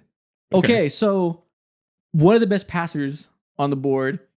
I don't know if you can handle like that, but we can probably play through him as a hub. I'll put Bill Walton at point guard, get some passing talent. That's good. Interesting. Okay. That's what I'm super I'm kind of worried nervous about because right we've all picked good players, so now it feels like Some shitters have to come now. eventually. Okay, Tim Duncan. I'm keeping man, him. I'm finna get one. Traditionally, I might put him at my 3. Okay, Tim Duncan. Donovan's due for a terrible player. I'm Let's scared. I'm scared. Ooh, Nuggets DeAndre Jordan. I take that. You giving it to me? I'd say less. You better pray I don't get nothing bad. Where do you want to put him? Put him at my 4. God damn it. Rudy and DeAndre Jordan? Yeah, it is what it is. Oh, we got Lakers DeAndre Ayton. Ooh, you take that. Damn. So he doesn't want to gang up on one person. He I wants know. to evenly distribute the lack of talents. Okay. I will put Aiden can be my power forward. Kareem Abdul-Jabbar. Kareem. Put him at my 2. Oh, your team makes no sense, but you do have Kareem. Put him at my 2. Okay. Talent always figures it out. Not when they don't. When they have this, I didn't write Aiden. They do not figure it out when they have DeAndre Jordan and Rudy Gobert next to him. Listen, I got Tim Duncan and I got Rudy Gobert. That's all I need. My defense Kareem's is going to be insane. hook shotting from 3. Exactly. The most unstoppable From the move. Bro, there used to be this kid in middle school. He used to, whenever we were playing like at lunch or whatever, he used to hook shot from the 3-point line. That's That kid's ridiculous. weird, Cash. man. The cash. I got Ben Wallace. I can't really afford to have Ben. I want to have good spacing, and so far I do. You know what? I'll take. Ooh, you know what? Nope. Mo can have Ben Wallace at point guard. Mo can have Ben Wallace at point guard. Actually, That shouldn't even count, bro. You said you finished your sentence, bro. That shouldn't even count, bro. That's not the definition of not a full sentence. Bro, that shouldn't even count. You started it already, bro. But did I finish It it? shouldn't count. First, you said I had to finish the sentence, but I didn't. So you set the bar. Technically, that is a sentence. I take is not a sentence. Yes, it is. There's no subject there. What am I taking? I take things. Yeah, well, I take. that's not a specific sentence to this. I take. I take. Grammatically, that is a bullshit, And sentence. then I take. Bullshit. My next player, Chet Holmgren. You know, yeah, spacing. I'll take the spacing. Give me Chet at the 3. Fuck, man. My team is kind of bitch made right now. I need to get a good center, but I got shooters. Ben Wallace would have been perfect for you, bro. Go and give this to Donovan. Actually, somebody in the comments, somebody said whoever gets out first should be able to keep picking and decide who they sabotage. Do we want to do that? And let him Yes, keep give it picking, to me. or Let's do it. then he can't keep. So then it kind of takes away. Yeah, Exactly. It doesn't matter about me keeping because I get to dictate your future. Fine, go ahead. Okay, go ahead. All right, Mo. All Mo can do is give him one of us now. Who are you gonna give him This to? is going for Donovan first.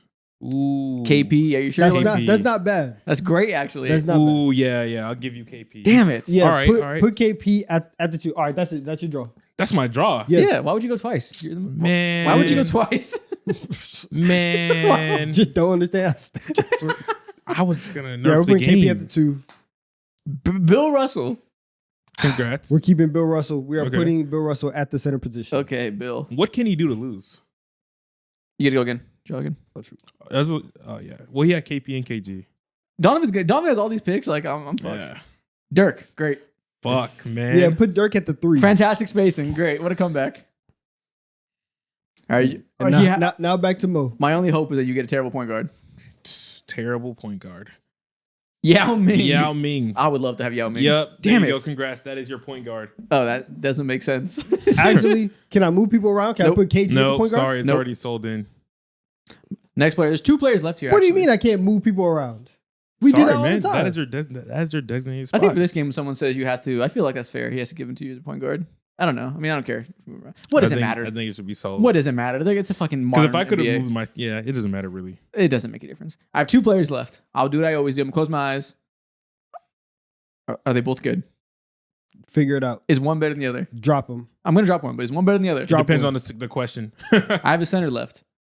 So is one option better than the other? Depending. Yeah, it really depends. Depends on the day. Literally. Dropping left. I got Joel Embiid. Let's go. I just won. I have great spacing. Yeah. All right, cooked. Who was the other player? Anthony AD. Davis. Oh yeah, I was You're good gonna either be way. I was straight good either way. regardless. Yeah. Ask me I who's mean, not better. really. Depends on the day. I was good either way. Damn, I have shooting from really 4 positions. Aiden has a good midi, and the best passer on the board in Bill Walton. Ooh, I cooked. I don't know, man. I don't know. Mo is You got got spacing Chet, too. he's brittle. KP, Wemby, Dirk, he's always injured. And KG is nasty. That's Yeah. a nice. That is good. That's with great. Bill. If I could move KG to the point guard, I would like the lineup a lot better. Yeah, I mean he can handle the ball so wherever he wants. Yeah. Do you have KP and Dirk in the corners? You have some spacing. Yao is a mid-range jumper. KG Yeah. ball. Okay. And I got DeAndre Ayton just giving pep talks. The DeAndre Ayton. Cool handshakes. DeAndre Ayton's gonna do just fine guarding Ben Wallace and Kristaps Porzingis. But he got They're Rudy gonna be over Gobert in on the corner offense, just bro. playing rock paper scissors. Yeah. Yeah. Ben Wallace can give him motivational speeches about what to do on defense or something. That is not a threat. at point Oh guard. man. And Ayton will not listen. Okay. Yeah, so It's not bad. I guess you have better talents. I do have Wemby though. You have a good fit. Great fit. Hey, Wemby. Yeah, this is tough. Dirk KG's KG's nasty as gonna hell, man. snap Chet in half. It's nice to know that Mo just lost, so it's a two horse race. Yeah. So I got Ben Wallace, Kareem I told you. Abdul-Jabbar, I just need to draft good players. And I'll be Tim fine. Duncan, DeAndre Jordan, and I'll figure it out. Rudy Gobert. Womp womp womp. So Damn. all right. So for audio, I have Yao at my point guard, Porzingis at the 2, Dirk at the 3, KG at the 4, Bill Russell at my 5. okay, and I got Bill Walton, Wemby, Chet, Ayton, and Joel Embiid. Is there any universe in where my team can work? Nope. Next thing we were gonna do, that was a weak ass sneeze. It was just a sneeze, I man. can think of one. Somebody demonstrate. A proper sneeze. Yeah. Achoo! You gotta sneeze like a man, just scream. I don't know. That was even nasty too because It's you didn't powerful. cover yourself at all, bruh. Dirty sneeze. Gotta have a good medium. Next thing we were gonna do, we are gonna see some NBA teams, and me and Donovan have to guess the team by the year each player was drafted. Yes, exactly. Now, most of these are current, but there are some throwback ones from throwback teams. That's Whether gonna be it be hard. from Good Lord. the last 5 years, 10 years, or last 20 years. Do you remember what year Chris Mullin was drafted? No. We're cooked. It's over. It's over. It's never been more over. We're gonna get demolished. All right, first team up. Okay, so we're getting a throwback team right away. 1990 point guard, 96 shooting guard, 96. That's Allen Iverson and Kobe. At the 2, okay. 1992, Shaquille O'Neal. 85, 99. Is this a Lakers team? Correct, but what year? Man, fuck off. Ah, you gotta guess. Okay, one. 1985 at the power forward. Which Lakers team is this? 1999. Is it 2001? No, not 2001. Is this 04? 04 Lakers, yes. Is that Nasty Nasty Man? Man? That is 5? Nasty Man right Okay. there. Nasty Man and Gary Payton. There we go. Okay, that was pretty easy for you guys. Pretty easy for you guys. I love that. Systemically ran through this bitch. Yeah. All right, next team up. Who is this team? You didn't have to give us undrafted. You could have put 2018. You made it easier on us. Ooh, Thank you. I appreciate that. Whoa. Undrafted center in 2018. Okay. 2008 point guard, 2014 shooting guard, 2009 small forward, and 2022 power forward. Old team. Undrafted center, but this has to be a 2022. So this is a modern team. Obviously, the last few years. Mm-hmm. What undrafted starting centers are in the league right now? Guess it's not a lot, bro. I'm not sure, but I see 08. You kind of know where that's from. Like, there's only so many old point guards in the league. Okay. I can't remember who's the... Oh, wait. Mm-hmm. Zubac was the second round pick. I was thinking Clippers for a second. But no, Zubac was a second round pick. He's not undrafted. He was very much drafted. Yeah, no, it's not that. I actually don't know. An old backcourt or 1-3 combination. 2009, I think DeMar DeRozan. I think he was 09 Yes. at the 3, but I don't think this is them because... Actually, no. Zach Levine at the 2. Is this the Kings? This is the Sacramento Kings. You're correct, bro. Okay. Undrafted is Drew Eubanks because He's not the starting center. he is. Sabonis is out. You're a bitch. Currently, he is the starting center. You're a Argue with dickhead. facts, bro. You're a Argue with dickhead. ESPN depth chart, bro. Not me. That's actually wrong. It's not wrong. It's correct. like morally. Like, that's not okay. Oh, You're but guess bad. what? Content. Don't give a fuck. You're bad and you should feel bad. That's Yeah, that's not good. But you guys got it, so good job. okay. Good job. Who is this team? Couple 2013 2013s. Who's in that draft? center and a shooting guard that play together now. We're drafted in the same year. 2013 is, I believe, the Wiggins draft, or is that the Anthony Bennett draft? Anthony Bennett. I think Wiggins is 14. Yeah. So, and once again, 2008. So who's in that Westbrook draft? As Mike well? Conley. Mike Conley. But that's I will obviously, say- that's obviously not Anthony Edwards. I'm gonna throw you guys a lob. This is not a current team together right now. Okay, thank God you It's said the one that. from the past. One from the Okay. past. But But still, you guys are doing good still with your guesses. but still, Victor Oladipo is 2013 draft. Is who did Victor? Is it? Yes, but you see that 4. You see that's 2003. Oh yeah, that is 2003. that gives us something to work with. Is that it's either Melo, Chris Bosh, LeBron, or I guess it could be somebody else. I assume we pick one of the notable players. I'm gonna say, is this actually no. Okay, so 2003 would be I think Westbrook again, and I think LeBron. Is this a team? Is this the Lakers? This is not the Lakers. No, obviously not. AD is not 2013. Damn. Yeah. it's 2012. Okay, 2003. 2008 is Westbrook's class. What year is Paul George? 2013? 2010. Is it the Thunder? And that's Melo. Yes. Okay, This is there the we go. Oklahoma City Thunder. You guys There we got it go. off break by He fucking threw break. me the lob. Damn. Figured there that we out. go, I forgot bro. about Paul George. That was the Yeah. key that brought it all together. There we go. Yep. You guys got it. Shout out to Andre Roberson, bro. I did forget Steven Adams was 2013. He's been in the league for so long, bro. It's crazy. Still not that old. Yeah. Okay. Who is this team? 2016 point guard. Young ass 2020 team. 2022 3. So we got small forward from 22. But everybody else is a veteran. So this is really, it's built around some young guys. 2014. So that's Levine's class. 2016 at point would be that. Like Ben Simmons. That's Ben Simmons' draft. Who else was the points in that class? It was Who Ben else were the Simmons. points? It was like Markel. Was Fox is 17. Mm-hmm. Fox, Lonzo is 17. Yeah, I can't remember the point guards in 16 because they all came in 17 and 18. So I don't know who the other point guards were in 16. That is annoying me right now. 2022 small forward. 2022 is such an in-between draft. But it doesn't make sense. But okay, the front court, Yeah, old. it's old, but it's the same draft class. Yeah, so it's players that weren't drafted together. Somebody moved teams. So you probably have a star. So the small forward or the shooting guard small forward should be swapped. Okay, so shooting guard is 2022 Yes. and small forward is 2019. So it's They're a wings. young shooting guard. And a Mhm. 2019 small forward. Mhm. Is this a Karl Anthony Towns team? No, Towns was not that. 15. Oh, he's 15, Yeah, not not 14. that. Okay. So 14, that was Andrew Wiggins' draft, right? That was Mhm. Wiggins. I forget number 2. Jabari Parker's number 2. Oh wow, crazy. Mhm. Wiggins, Parker, Embiid. Oh, it was Embiid. Yeah, Embiid's he was third in that draft. Oubre. Is this the Sixers? No, No, not the Oh, Sixers. okay. Not the Sixers. Is Oubre 14? Or is he like 15 or 16? I have no actually? idea. But this I think he was 16 is 14. like This is throwing me off. I'm blanking on the 2016 draft class. Like you guys are on par. Ingram- It's not the 2016 draft class. Don't think about that at all. Okay, so don't worry about the point guard. Good player. He might help you, but I think you guys are all along the right lines. Okay, so we got to think about these old bigs from 2014. Mm-hmm. Oh, wait, this is the Denver Nuggets. Yes, it is the Denver Nikola Nuggets. Jokic and Aaron Gordon. That is what it is. Yep, Nikola Jokic, Aaron Gordon, Christian Braun. For some reason, Johnson. I thought that Gordon was 2012. Oh, no, he's not that old. No, he's not that old. That's Anthony Davis draft class. That's old. Yeah. Jamal Murray, 2016. That 2016 draft class escapes me from point guards. It gets really muddy when it comes to thinking about that. That's because Ingram. he was like... Ingram, Jaylen Brown, KP. No. KP's a little older. I think De'Aaron Fox was a part of that class. He's 17. Oh, he was 17. Because he's with Tatum, right? Yeah. And Lonzo. Okay. Who is this team? We got some olds. 95, 96. Okay, so obviously not current. Yeah, clearly. Not current. You're correct. Nobody in the league is drafted in 1995. 2003 at the center. 96. Chris Kaman was drafted in 2003. Very true. It's the fourth All-Star in that draft class. Good job. It is not Chris Kaman now. Could it be a Chris Bosh? No.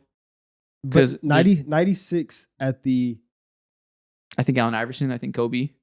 Mm-hmm. I think I got it. You got Is it? this the 08 Boston Celtics and that is Kendrick Perkins, Ray Allen, and all them? Yes, you're cooking. That is Kendrick Perkins, Kevin Garnett, Allen, Paul Pierce, and Rondo. I forget they're. I would have sat here for 20 minutes and probably not gotten this right. If you would have asked me, gun to my head, what year was Paul Pierce drafted? I'm dead. Brains across the floor. I would have completely forgot. Blasted. Kendrick Perkins completely forgot he was 03. Who is this team? Brand new center. Young as hell. 2024 center. Green. 2024 draft class. 2023 power forward. Is this the Spurs? No, it's not the Spurs. I thought old point But guard. this is 4 picks in the last 5 years. So clearly they're working on something. But 09 point guard. So who is a young team led by an old wily veteran at point guard right now? With the young 2024 big, which is no, that's Ricochet's draft class. I was thinking that was Wemby for a second. Yeah. So this Ricochet. is Game clues. Alex R and CJ McCollum and the Wizards? No. Oh, Close though. damn. So that's not CJ McCollum, but 2009. Yeah, you're very When close. actually, what year was CJ drafted? Like, no, he was in that think it was- stinky draft in 2013. Yeah, exactly. Yeah, okay, never mind. 2009? Well, there's only a few centers in that draft class. This is Drew Holiday and the Blazers. Yes, you're There you go. correct. This is Drew Holiday and the I Blazers. was like, clean. There's only a couple bigs. Yeah. All in between. Couldn't get a read at all, bro. That makes total sense. I have no idea of draft classes. once we get past the draft, I'm like, hey man, you're here now. Yeah. Congratulations. Yeah, You're in the league. He's along for the ride. Yeah. Who is this team? 2003 point guard. He's a 2008 center. 2012 power forward. 2009 two guard. Interesting. Okay, 2012 power forward. Obviously, your brain goes to Anthony Davis. 2008 center. Oh, this is the 2020 Lakers. Yes, you it can't is. get shit by me, buddy. That's point guard LeBron. These are the champs, bruh. I was thinking, for some reason, my brain saw 2008 and thought Dwight Howard, but he's 2004. So I got a lucky guess there. Yeah, man. And anything with your king, you know. Yep, I knew it immediately. Sniffed it out. I smelled KCP anywhere. Who is this team? Luka Doncic. Oh my God. I just saw 2018 point guard and assumed. Is that right? No, son. Okay, I didn't look at anything else. Not Luka. Nope. 2018, then Trae Young. Nope. not the Hawks. Trey. Okay, I threw a blind guess. That means this is clearly. Actually, I don't know if it's Who? clear.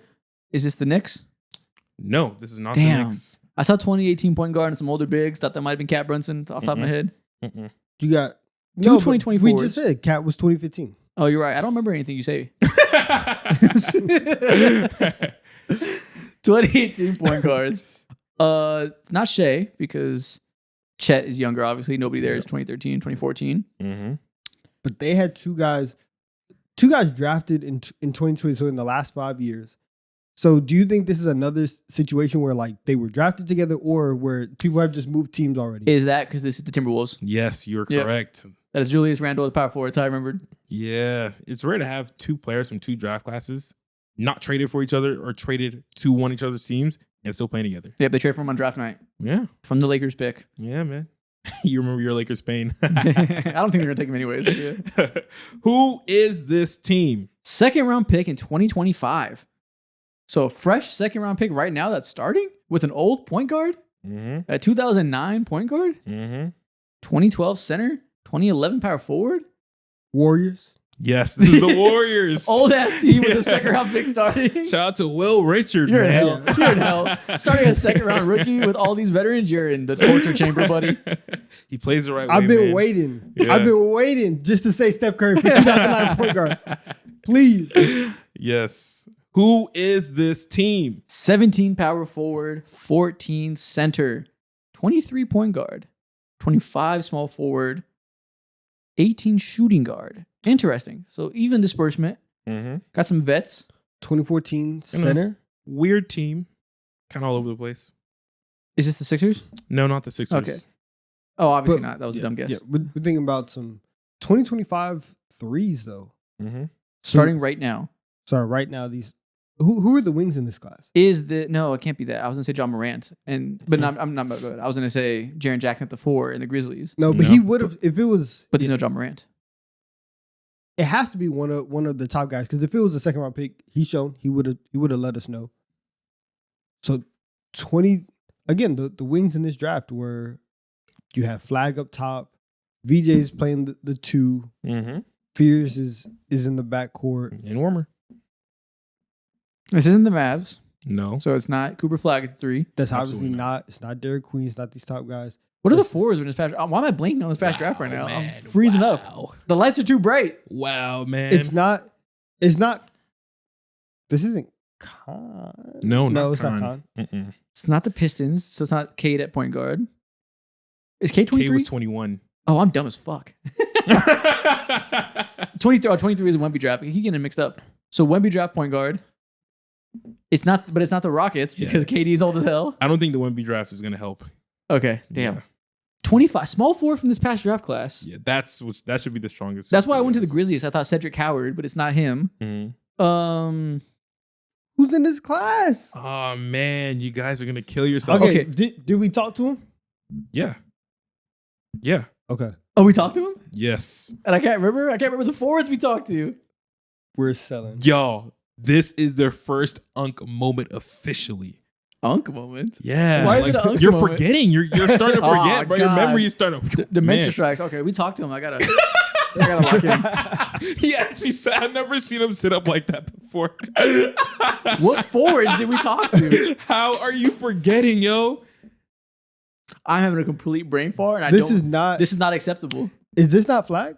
No. It's not I Flag. give up. I guess we're Unks. Who is this? This is the Utah Jazz, and that's Ace Bailey starting right now. I think about him as a power forward. Okay. Yeah, man. Keontae George, Nurkic, Markin. Okay, yep, we Yeah. got cooked. Damn it. Damn, man.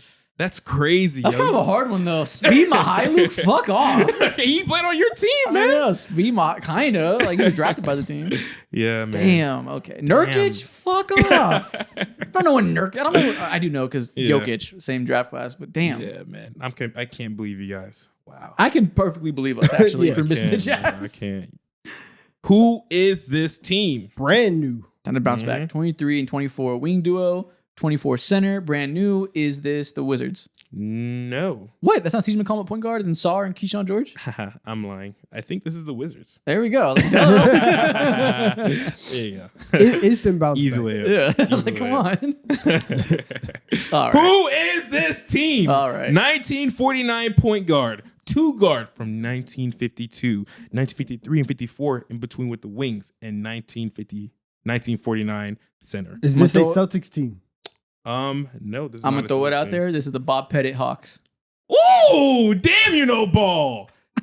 Damn, you know ball. I actually thought he was going to be the center, but I got it right either way. I said 1949, Bob Pettit. Ooh, you know ball. Damn. All right, you know That's ball, one of the more man. impressive things you've done. Now, if you ask me to name any player on that team besides Bob Pettit, gun to my head, name 2 players on 1957 Hawks. day. Yo, Brain splattered. Insane crime scene.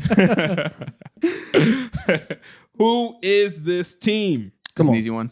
Is it? Huh. Whoa. LeBron Okay. James There we and go. the Lakers. Yes, it is. Correct. What Nice was and that? easy. I tried to whistle and stop you guys. I from thought you were advancing. like blowing a pack or something. I thought you were like. That's why. I never smoked a day in my life. I'm blowing no damn I packs. thought that was a joke. You're like No. smoking a Lakers pack or something. No, Lie. man. Lie. You call my dad right now. Just kidding. Who is this team? 1993 point guard, 84 small forward, 1998 big, 1992 big. Oh. Mm-hmm. Is this a Spurs team? No, not a Spurs Damn it. team. Damn it. 1984. Who was in the 98 draft besides Paul Pierce, which I learned today? I don't remember. I'm trying to think of this like 92 draft is Shaq, right? yes. 84 draft is That's Jordan. Yeah, Hakeem. Jordan, Barkley. I think Stockton was in that draft as well. He was. Small forwards, though. What was the guy they drafted right before? It's not Sam Bowie. Is this Sam Bowie and the Portland Trailblazers? No, Damn. not Sam Bowie. You guys are incredibly close, though. Incredibly close. We're close to Sam Bowie. That's random as hell. Yeah. Is this? I mean, it's not a Barkley team. They put him at the 3. Not a Barkley. Is this a team. Wizards Jordan team? It is a Wizards Jordan team. Oh, okay. Yep. Starting right next to him was Rip Hamilton. I would never have gotten there. Yeah. That's Yeah. crazy. Is that Christian suck. Laettner? You suck. Yeah, it is Christian Laettner. Christian Laettner. And Jahad White. Who? Jahadi White. Oh, Their center. I don't think I'm not familiar with Never Jahadi heard of White. him a day in my life. Yeah, my ball knowledge is being tested right now. Yeah. Okay. Wow, man. Who is this team? 17, 16, 11, 16, 09. This is the Los Angeles Clippers. Yes, it is. You're Okay. correct. He saw Kawhi and No, Harden. I saw 2009 point guard. That's it. That's all I know. That's all he knows. That's all I know. Everybody gets right. I know all the point guards from 2009. Harden, Steph, Ricky Rubio, Johnny Flynn. Damn. That's it. Everything else is cardio. Blake was in that draft. And that's the last Yeah, one. and that's What a the last lovely way one. to end it with your niche knowledge of the 2009 draft class. But only the point guards. Yeah. Next thing we're going to do. I'm going to show you 4 NBA players, one at a time. You have to tell me what they all have in common with each other. Okay. So I'll show you 1, you take a guess, probably get it wrong because you're not a mind reader. 2, take a guess, and so on. Hopefully, basically you have 4 guesses to get the category right. First off, Shaquille O'Neal. Have played for the Lakers. Okay. Sure. Right. Just- yeah, whatever. He took Shot your in the guesses. dark. He took your guys' guess. Yep. Incorrect. This is not about the Lakers. Okay. Player number 2 in this category, Michael Jordan. Okay, so there's some Champions, MVPs, Finals MVPs, people who have three-peated. people who've three-peated. Incorrect. That's a good guess. Good one. Not that. Third player on this list, Calvin Murphy. Rockets legend. You gonna have to carry me, man. Did he I ever- couldn't name you one thing about him. Did he Dunker. ever? Did he ever win a scoring title? Are these people who have won a scoring title? Incorrect. I don't know if Calvin No, Murphy man. won a scoring title. I or don't. not. I don't know either. I'm I don't taking think a so. guess. I don't think so. This fourth guy gotta save me. Last bro. one, Allen Iverson. AI. Okay. What is AI and Shaq and MJ? Calvin Murphy have to be together. Four Calvin names that Murphy's never been so- said in the same sentence. So random, bro. What are we talking about? Okay, this is all right. So they have. I don't know. They all play for a Western Conference team. Incorrect. This is players that all have 5 or more children. All have 5+ kids. You learned about Shaq's kids the other day, and you're like, "Oh, I gotta get to work." You did your deep research, bro. They all have 5 or more. And how many of them are in the league? I thought y'all were supposed to be like ball knowers or something. We're not I don't know watching about that MJ's ball. kids. We're not watching those balls. Our ball knowledge is not like that. Whoa. Next up, Bronny James. Okay. Phase. Yeah, all 4 players here are phase. There you go. You got it. You fucking genius. Next player, Nikola Jokic. Second round picks. Correct. Boom. These are all 2nd round picks. Good job. We had Daniel Gafford and Bol coming up. Bobo, what the fuck happened, man? He's a Cardi disciple now. Yep. He's gone. Okay, They took him to the other side. listen, you guys bounced back. You guys got that one immediately. Okay. That was harder than the first one, but you guys managed to do better. Next up, Fred VanVleet. Drake lookalike. No.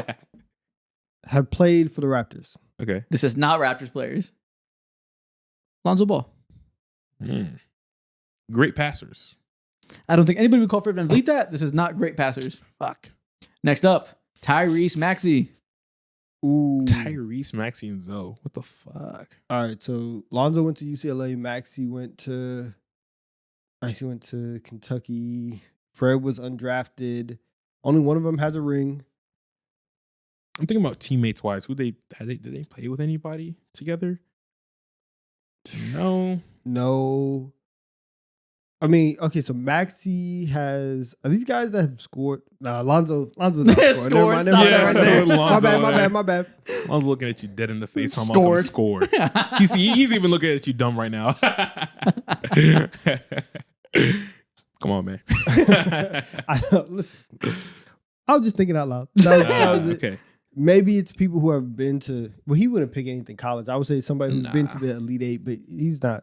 Nah. I also don't even know if Maxey's done that. What pick was Maxey in the draft?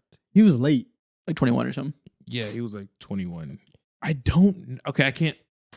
Guys who shot, I don't know, 37% from 3-point line. Incorrect. Last player, Josh Hart. The fuck? Quite the eclectic group. Josh Hart. Wow. What does he have in common with Fred VanVleet? Yo, I mean nothing. Yeah, They're like these dudes we can't even go light skin because especially in this picture, Maxey looks dark as hell. There's one thing they all have in common. Throw a guess out there. Bro, they couldn't. What the hell? I don't know. You got to guess. If you can throw the white flag in, you got to throw a guess out there. All right. The guess is that they have all. Actually, I have no idea if Fred has done this. Yeah. But I wouldn't be shocked if the other three did. Okay. But let's just say that they've all made a rap song before. You are so close. They've all done podcasts before. Okay, that I was online. Fred VanVleet just made a podcast this week. I forgot. Yeah, I remember. I could have. FVV TV. That sounds like the stuff in the gas station. Sounds like security footage. Sounds like a damn drone, bro. Yeah, they've all hosted a podcast at one point or another. I think actively they all do. I don't know if Tyrese Maxey is still doing Maxey on the mic, but they've all hosted podcasts. Okay. See, Tyrese Maxey threw me off for that one. Yep. He doesn't talk about it very much because I think it's only audio. They don't do video. Next up, Jalen Brunson. People who have won a national championship. Incorrect. Okay. Austin Reeves. People who have played with Luka Doncic. Correct. These are Luka Doncic's teammates. Okay. We're back. There we go. Listen, you're going back and forth. You get one, you don't get one. You carry me, man. If we can get two in a row, we'll be Next good. up, Knueppel. White NBA players. These are not white. Damn. Kyle Kuzma. What does Kyle Kuzma and Khan have in common? I don't know. Play in the East. Not playing in the East. Fuck. Come on, man. This is Kyle Korver. Wearing that same nasty Bucks jersey. Kyle Korver. Throw you for a loop now. Kyle Korver. The white thing almost went through, but Kyle Kuzma messes that one up. Just a little bit. Significantly. Halfway. Just halfway. Where? What is... Do they all come from the same city? Nah. No. He's not from Milwaukee. Kuzma's not from Milwaukee. People who have like averaged 18 as a rookie or something. Ooh, No, hell no. Nope, not that. That would be. I don't know. I doubt Kyle Korver did that. No, he but didn't. I would have saw the vision for the first two. Last one, Costa Koufis. Costa Koufis. Costa Koufis. Okay. I will say this is extremely obvious. The fact you guys haven't gotten this one, I thought this was a layup. I think you guys might be illiterate. Oh, all Ks. What the fuck? Double alliteration K names. What the hell, man? That's hilarious. Costa Koufis, Kyle, Khan, and Kuz. You guys are familiar with the KK. Yeah. Anytime I see too many Slow Ks, down. I just stray away, bro. Slow down there. I'm like, this is not my avenue. You trained your brain to not see Ks. Between that and the banana today, Yeah, it's a bro. lot. I'm scarred, bro. Next up, Tim Hardaway Jr. He's a junior. Incorrect. Damn. Kristaps Porzingis. New Yorkers. Played in New York. Incorrect. Who the Who is that? I actually don't know. Andre with the wrong person. I don't know who that is. Just a random dude made an appearance. Hey, who is that? I don't know. Yo. He's wearing a fake New York Knicks jersey. Hey, who the fuck is that guy? That team is not. That jersey is not team. Yo, issue. he just be hooping in New York, bro. Who is this At guy? Rucker Park. Yo, who is on my screen right now? Yeah, I actually don't know who that is. What? Like the game. Who is this though? Seriously, guys. Have you seen this man, bro? Who is this supposed to be? Obviously, he's played some form of basketball. I need to be informed. Who is this? Player 3, Patrick Ewing. Okay. Patrick Ewing. Who the fuck is this guy? Stop, Mr. Ewing. Patrick Ewing. Is there like a Patrick Ewing Jr.? Who is that? Like, obviously, Google Images got it fucked up. He kind of looks like Patrick Ewing a little bit. This might be his son. It would be so funny if it was his son. It actually It might be his son. Yeah. Look at us. I actually don't. Yeah, I don't know what on his our son looks Pablo like. Torre right now. Who is this guy? And why is he wearing a New York jersey? And also, it looks That like is Patrick Ewing Jr. yeah, that looks like a G That's League Patrick Ewing jersey. Jr. Yeah, there we go. Shout out to Okay. Patrick So Ewing I see how Jr. that mistake was made. Okay. Obviously. Okay. The Makes fact sense. that you Google Patrick Ewing and this picture popped up for it is hilarious. We're like, yeah, he kind of looks like him. Man. Okay. Well, you look just like your daddy, man. That's crazy. So number 3 is Patrick Ewing Sr. Okay. So all right, so we have. I said Knicks already, and he said that wasn't it. Yeah, you said played in New York. Okay. Did Patrick Ewing get traded? I will say you got it wrong, but you got it right. So you weren't completely off, but you weren't right. Okay.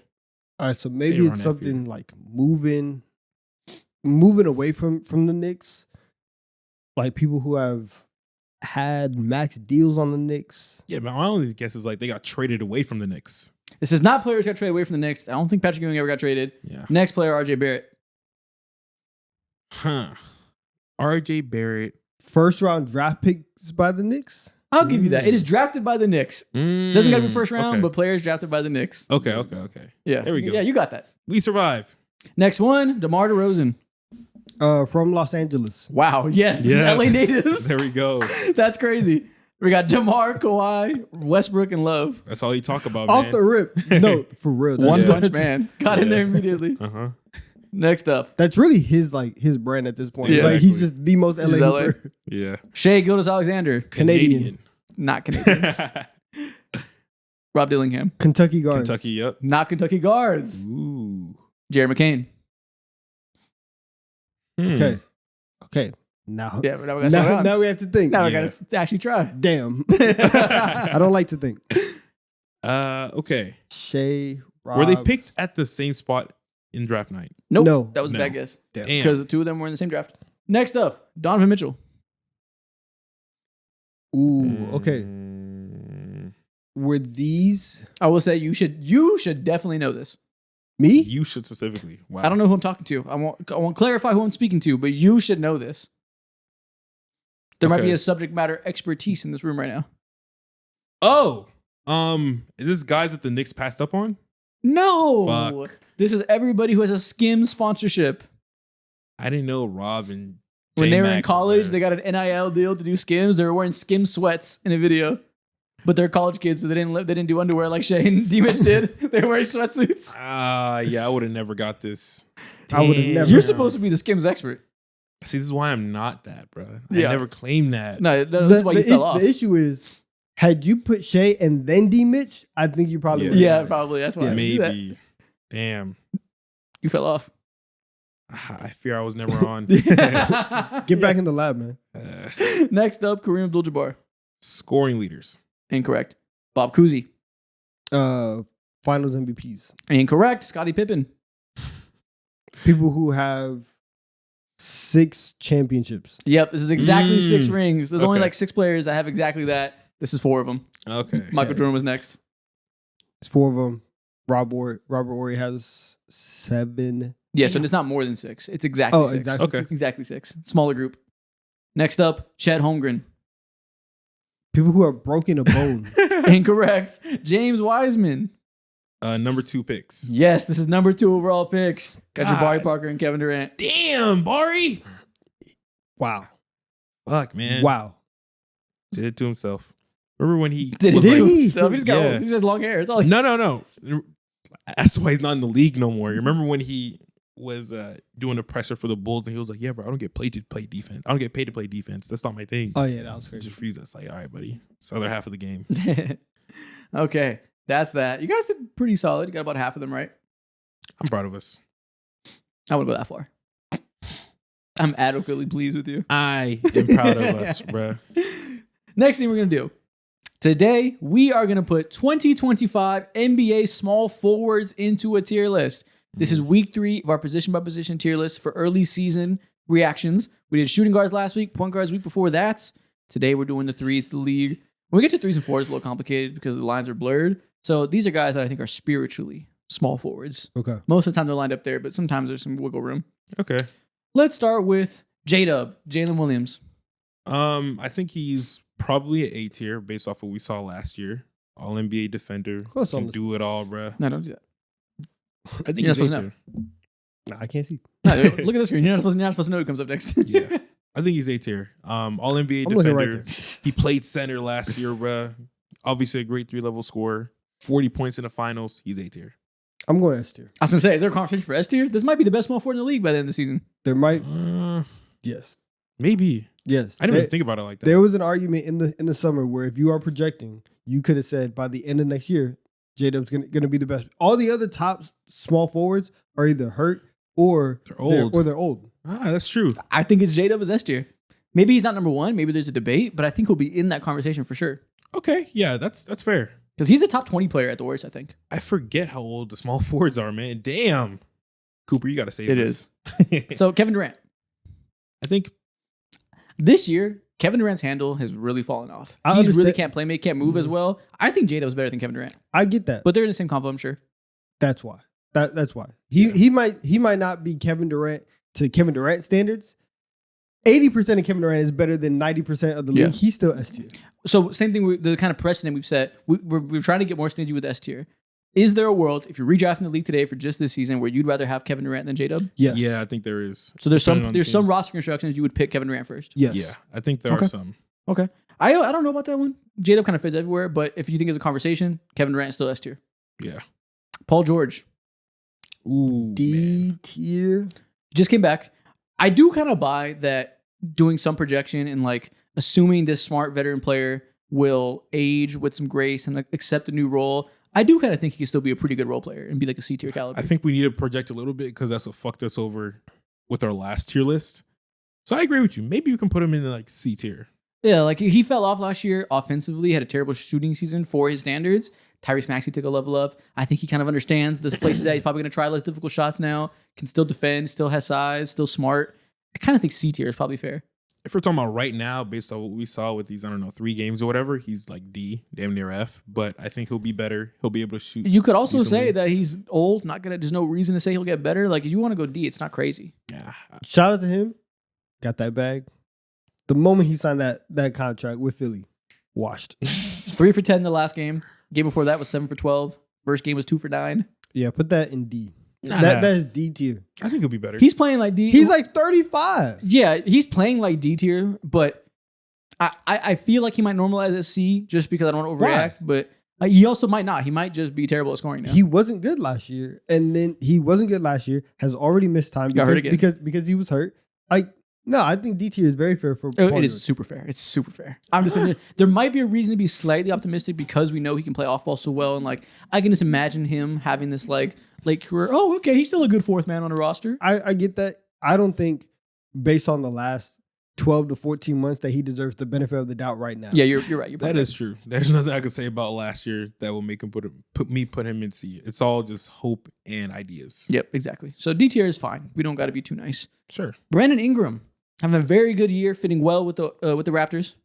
Came in, helped change their lives. Dude, last night he put up like 37 points on 30 shots, bro. And it didn't feel like he was hijacking the offense. All within the flow. You keep doing that. Unloads Brandon. the clip. You Yeah. keep doing that, bro. You know, a clip needs to be unloaded with that team. They need all the scoring they can get. They need the ball handling because they're flanked by defenders and like so on-ball creators. They need him to do that, and he's answering the call. I was just made aware that his nickname was Notorious BI3. Fantastic nickname. I've never heard that before. Tough.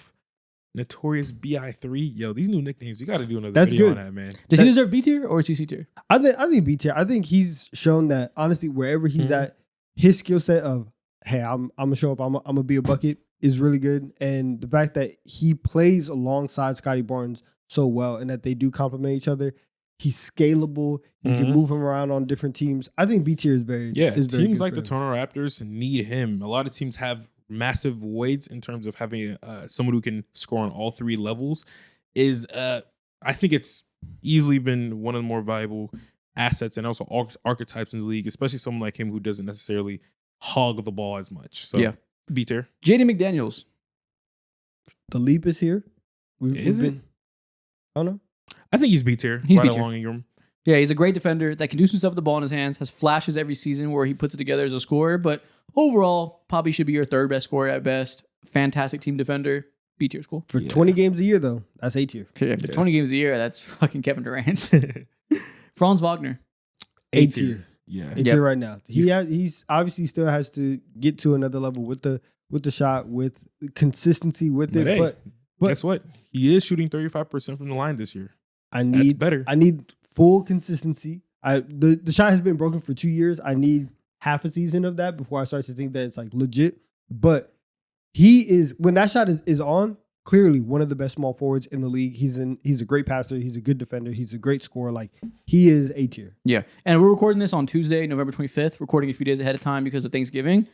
Right now, he's the main offensive creator right now with Paolo out, and the offense looks great. So I feel more than good projecting that if he had a full-time on-ball role, that he'd be producing at a level that I guess easily like acceptance of being an A-tier small forward. If he had his own team for real, we could, and if the shot stays consistent, I mean, that's Denny. Relax. No, he's relax. way He's better. already- I'm saying in terms of like production and numbers and stuff like Yeah. that. That's what that is. That's Okay. that's someone who can average 28. Okay, I see. Yeah, right now he's averaging without Paulo Banchero, solid 25 with this level of offense. So I'm not going to say that's He's he's still better than Denny, like even with this minimized thing. But I see what you're saying in terms of the scoring output. Yeah. that he had gets the those ball games. in his hands as much as Denny. Like he's averaging 29. Exactly. That's my point. Yeah, Denny's averaging 20. Yeah, but like he's so much better at other Yeah. stuff that I'm like I'd be aiming higher than Denny. After in that comparison. You think 30? No, He's no, not. I'm saying he's better at the other stuff than Denny. Oh. So. I I'll just threw out the name of somebody who's averaging a lot of points. Amen Thompson. Haven't gotten the full. Feel like we're still getting just the taste. Yeah, still haven't gotten the full load. Offensively, hasn't taken a huge jump. Still amazing defender. Still an amazing athlete. Helps your transition offense a ton. Helps the rebounding. One of the best defenders on the planet. That's B tier. Yeah, I don't think he can be A tier just yet. That's what we were probably expecting of him this year. But nonetheless, can't be mad at it at all. Like he's still giving you top line defense. Still a great slasher, cutter, rebounder, the whole nine. Great at everything but shooting. So still great, bro. B tier. You know what? Asar Thompson, B tier. They're just as good as each other. Amen's a little bit better at offense. Asar might be a little bit better at defense. They are the twins. Yeah. We went ahead. We found blood clots. We beat blood clots up, and now we get Asar Thompson. We stomped them out on the block. Blood clots are done. Exactly. Now we get Asar Thompson in the proper conversations that he's supposed to be in with as great of a role player as he is. B tier makes sense. Yep. Mm-hmm. Michael Porter Jr. this year putting up 1 million points per game on a bad Nets team. If there was ever a poster boy for empty stats, it would be MPJ. Well, he's really efficient, so he is good. Like He's playing but- great basketball, man. You know good and dang well. If he went anywhere else, these numbers would not be like this. Of course not, but I don't think empty stats makes it sound like. I feel like empty stats means like it's like not Yeah, leading to you winning. don't. Yeah, you don't see liar marketing putting up like 28, 29, calling him empty stats. He's just a good player. Not empty stats. This is fake stats.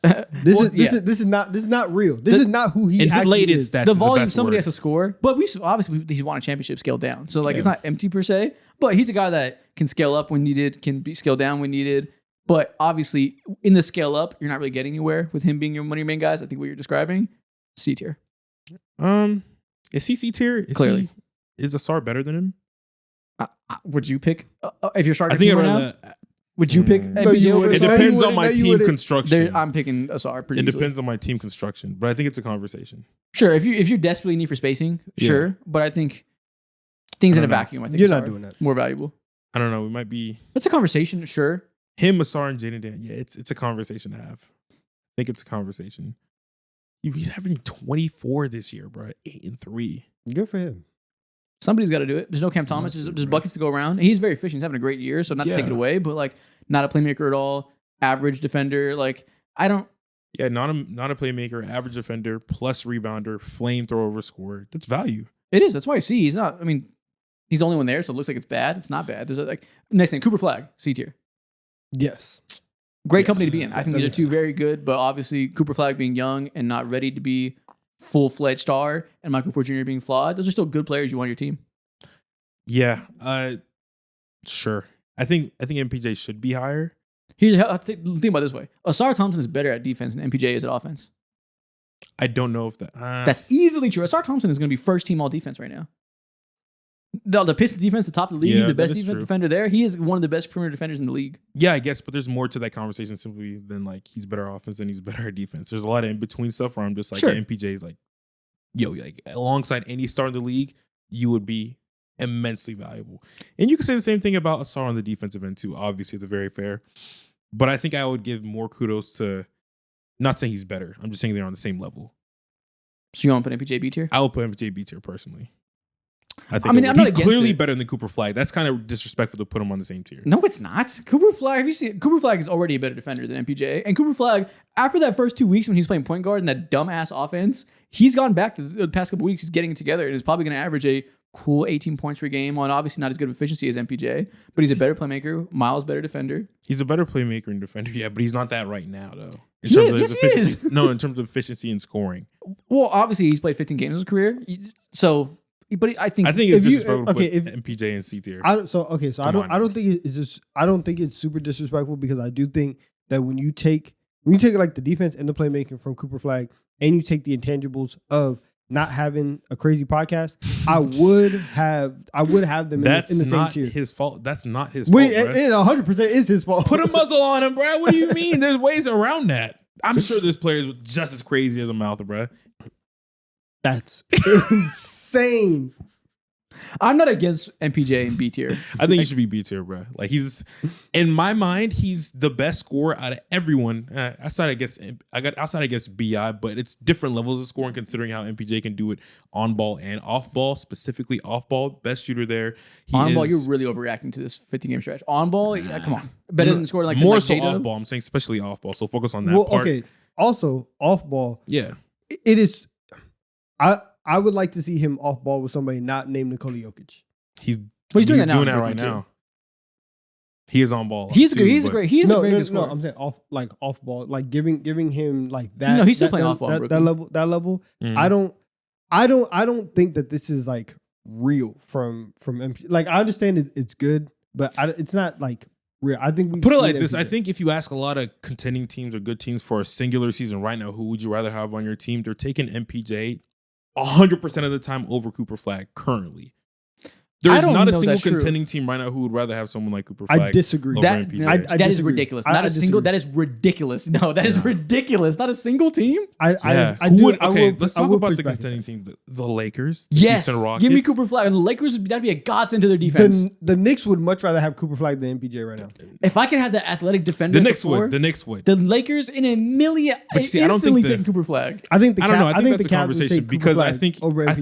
think they would want to start MPJ alongside. But then again, No, for that's their defense, we need that defense bad. The Lakers are the one team that would not even think about giving Cooper Flag.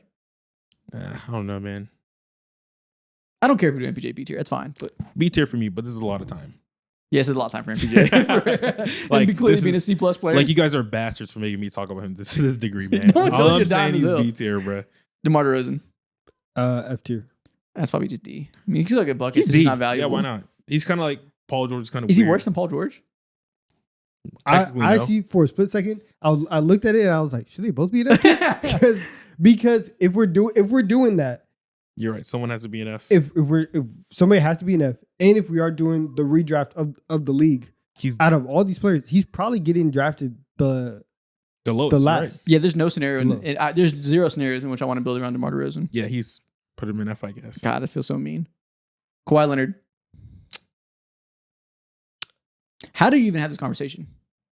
What are there even to talk about? Like, how do you value Kawhi Leonard these days? Do we just throw him in B and keep it pushing? It's more of a hassle than anything. Put him in F. Just, it's a headache. It's the same. Yeah. I think we just throw him in B and we don't talk about it. Yeah, We just it's pay like- respect when he's on the court. It is what it is. Put him in C. I think we just throw him here and don't talk about it Nah, not whatsoever. C. C's Cam crazy. Johnson. Right now, he's playing like he's C. Yo, Right he's- now, he's actually playing like he might be D. Yeah, he's not shooting well, but he's clearly C. We've seen so many years. There's no world in which he's B or higher, and there's no world in which he's D or lower. I think that is the most definition of C, very good role player.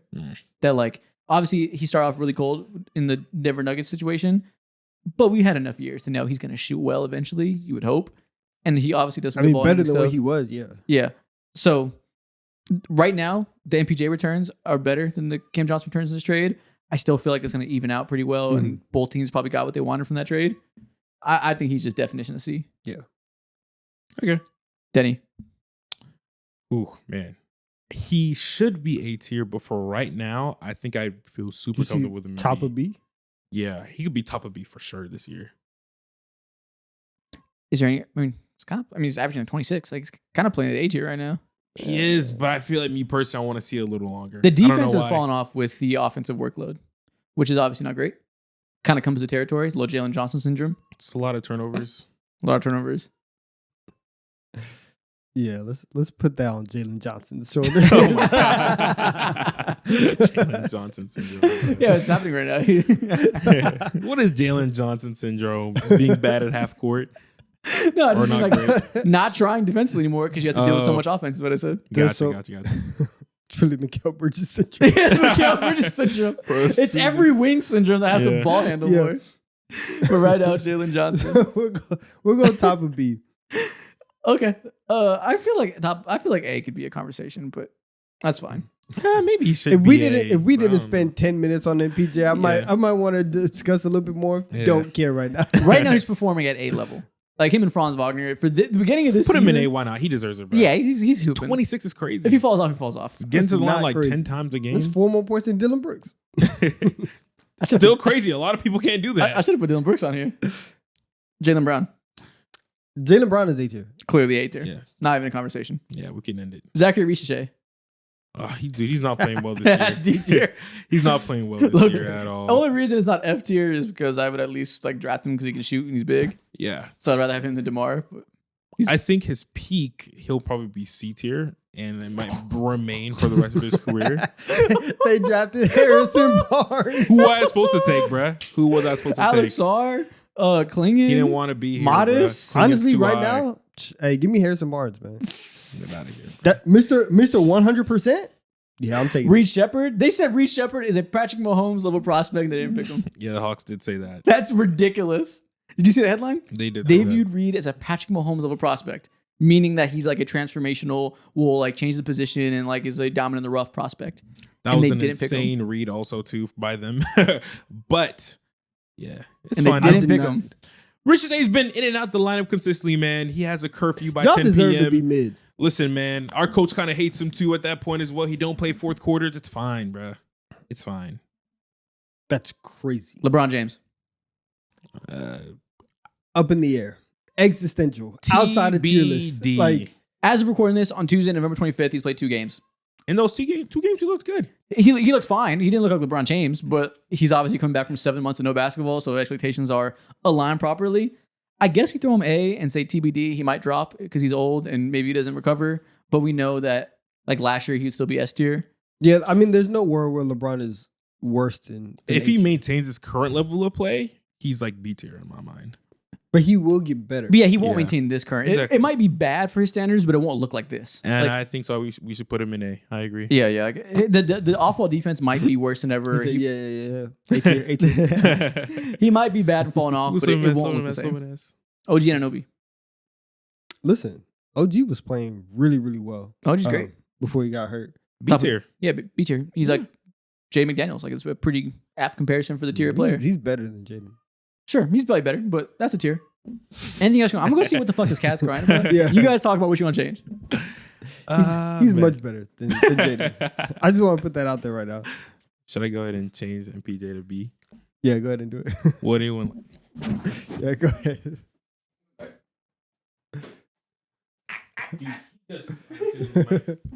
He just tried to put OG in S tier. Fucking bastard. Had to fix that real quick, bruh. Fucking up our list. So do you want to put MPJ in B? Is that any last? No, I actually don't care. I don't care either. If you really feel passionate about it, you can put MPJ in B. I think he's a B tier player. He's clearly the best in C, and he might you be are the worst blazing in unbelievably hard, like, or you're underrating how good Cooper Flag is. Like the past No, week. I'm not. This is not a slight to Cooper Flag at all. It is though. You are now a Cooper Flag hater, and I hope every Dallas Mavericks fan. So do you think you're saying MPJ's worse than Cooper Flag right now? Well, I put them in the same tier, didn't I? You did, but that's both things can be true. You can put them in the same tier. Look, but do you think he's worse though? Who's better? If you're doing a ranking, who's better? You'd rank MPJ higher. He's the best in C tier. Put him in B tier. Well, if we do a ranking, unless we're ranking the top 100 players, I'm not ranking either of them right now. So like that's not. I don't care who's ranked 52 or 55. But if I'm talking about if I'm a good team and I want to win right now, there's a good chance for my team construction. I'd rather have Cooper Flag. Lakers easily rather have Cooper Flag. He's not shooting well right now. The 3-point shooting for the season. He's getting better at the mid-range game, the attack and closeouts. He's already a good defender. I feel pretty good that over the next 3 months, if we're going to use that small sample size, that Cooper Flag will be better. Or just Spurs, if you're the Spurs, you take Cooper Flag over MPJ? No, I think you take MPJ. I think if Thunder? you're the Thunder, you take MPJ only Rockets? because of more shooting. If you're the Rockets, you take MPJ because of the rebounding. You want to double up on all Nuggets? those opportunities. Yes, naturally, if you're the Nuggets, you'd rather have MPJ over Cam Johnson. Who else? If you're the Pistons, fuck yes, you'd rather have MPJ. Timberwolves? If you're Timberwolves, You take Cooper. that might take take Cooper. That might be a little Warriors. dicey because they're devoid of ball handling. Warriors, you take MPJ. If You could have a conversation about Cooper Flag. We're going down the list now. Suns. You might take Cooper Flag because you need more creation. But in general, I think for teams that need more just size and shooting and all that, someone who's guaranteed going to give me a cool like 15 a game on efficient shooting. Hawks. From the Hawks, maybe I'd rather have Cooper Flag. That's only because It's we settled. need Drop him ball. back down. Hell no. That's only because we need ball handling. That's it. That's enough MPJ conversations. I can't believe we spent so much time overcorrecting on the MPJ slander, doing so much bending over backwards to pay respects to his good start. Fucking MPJ. Nah, I can't even Who's say doing it. the bending? positivity maxing. He's bending I over for can't Nets even do it. fans. Can't do it. He Can't wants do it. so bad to get the It's- Nets fans on his side. You think I care about Nets fans? Hell yeah. I care about basketball So discourse. you doing the bending? Ew. Next thing we're gonna do. Y'all don't get that. It's okay. Let's talk Someone about does. Let's talk about theoretical Anthony Davis trades. If you're 40 years old and black, you get that. Yeah. Wait, so explain it. It's I don't this, get it. It's this old movie with Janet Jackson, and she's like she's in this scene Wait, with her. giggling. Isn't that funny? So like the scene is very dramatic, but like it's being clipped out, and so you just see Janet Jackson like telling this dude who like she found out was gay, and he's like telling her, and she's like she found out that he was a man, and she's like, how do you do this? And the man bent you over, and he's like, ain't nobody bending me over. And so then Janet Jackson comes back, and she's like, oh, so you doing the bending? Like,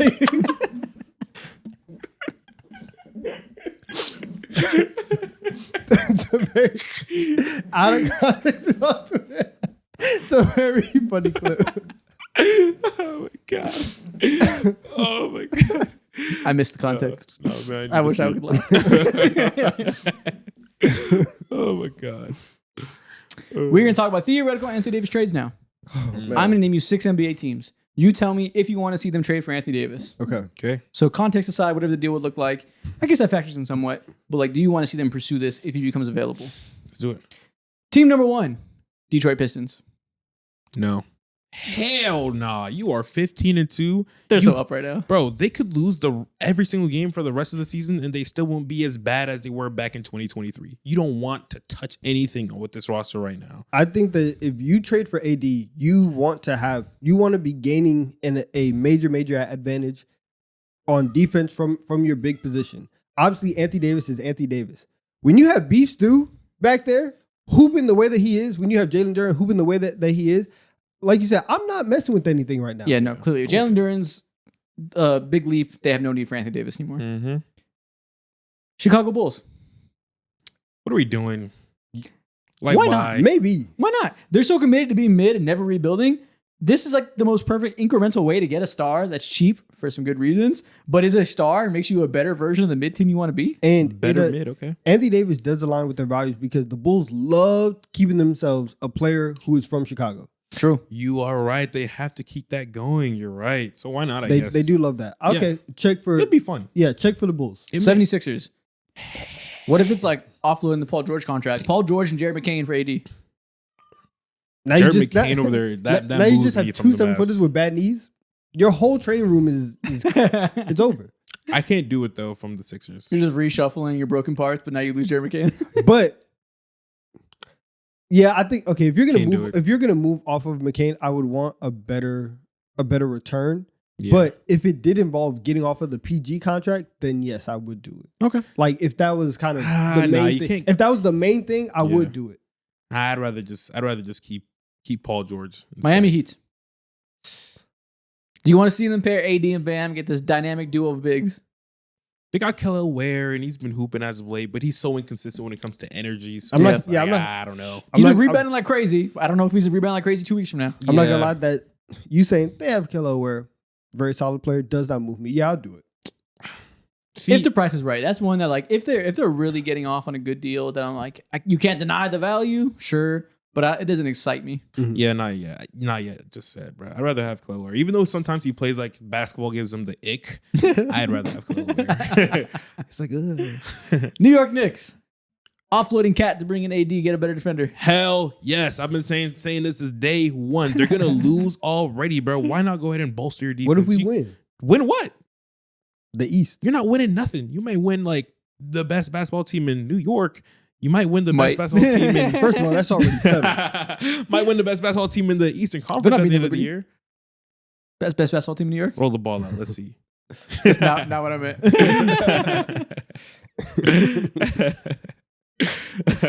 But yeah, I'm doing this immediately, bro. They should have done this yesterday. I can't decide. We always talk about this on the streams. Why? I can't decide if they should do this or not. You're gonna in some lose. way, I really don't think you're going to win. I think it's really hard to win with Cat as your centerpiece of your defense, especially when he's scoring so poorly like the start of the season. Yeah. But the AD thing has so much built-in downside. I think the Knicks fans would be sick if they had to deal with that much looming injury despair. I've threatened so many times to burn down Madison Square Garden if we like make a dumb decision. Arson? If we Is that deep? if we trade for AD and he gets hurt and he like misses significant time in the playoffs, I'll actually do it. It won't be a threat. Timberwolves. All right, Mom Donnie. There's your suspect right there. Timberwolves offloading Rudy Gobert or something like that to replenish your talent with AD. Nope. Can't do it, bruh. Can't do it. Their defense has been climbing up slowly, even though they're like mid-off. That cat is fighting demons, bruh. Holy This cat's shit. having the worst time in the world. Yeah, I know, bro. Just insane whining. But yeah, I'm not doing that. Hell no. I think I might. I think I might. Again, I watched the Wolves game the other day. Utterly disappointed. I can't watch him play offense and not be like, I wonder what it would be like if we had somebody who could catch a pass. And so like it kind of does feel like maybe they could do it because the Wolves are also on this the Wolves are also on this like track where you do feel like they have to make a move. Yeah. I don't know if they could get to the finals. Move as a point guard. AD is not one. Hell no, I can't do it. All right, next thing. I'm going to name 5 NBA players. You tell me who'd be better today in today's NBA, them or Dirk. Okay. So transporting Dirk to 2025. I don't think we've done him before for this. Level 1, Dirk or Şengün? I'm not having these conversations. It's Dirk. Whoa, Şengün. I'm not having these conversations. It's Dirk. Şengün, you got to get out the room, but don't get out too fast. Level 2, Dirk or Jalen Brunson? Come on now. I love Jalen Brunson. Dirk would be better. Yeah, give me 6'11" Jalen Brunson. Yeah, low-key, the way that Jalen Brunson leads playoff offenses as a go-to scorer late, Dirk does the same thing, but better, bigger, more efficient. Yeah, give me Dirk. Level 3, Dirk or Anthony Edwards?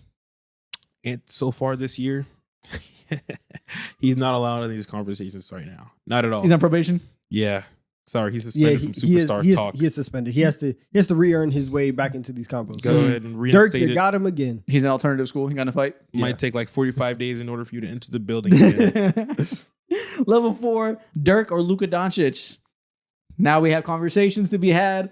Both would be top 5 players in the league, undebatably. Which Euro would you go towards? Luka's averaging 34, but he is shooting like 10 threes a game. Disgusting efficiency. If you gave Dirk... And still efficient and still leading an efficient offense despite being a break from 3. That is kind of nasty. Every single night Luka does something, I'm like, damn. He's cold. He's cold. Luka's a playoff riser. So is Dirk in 2011, one of the most beautiful runs. I think we might go Luka here.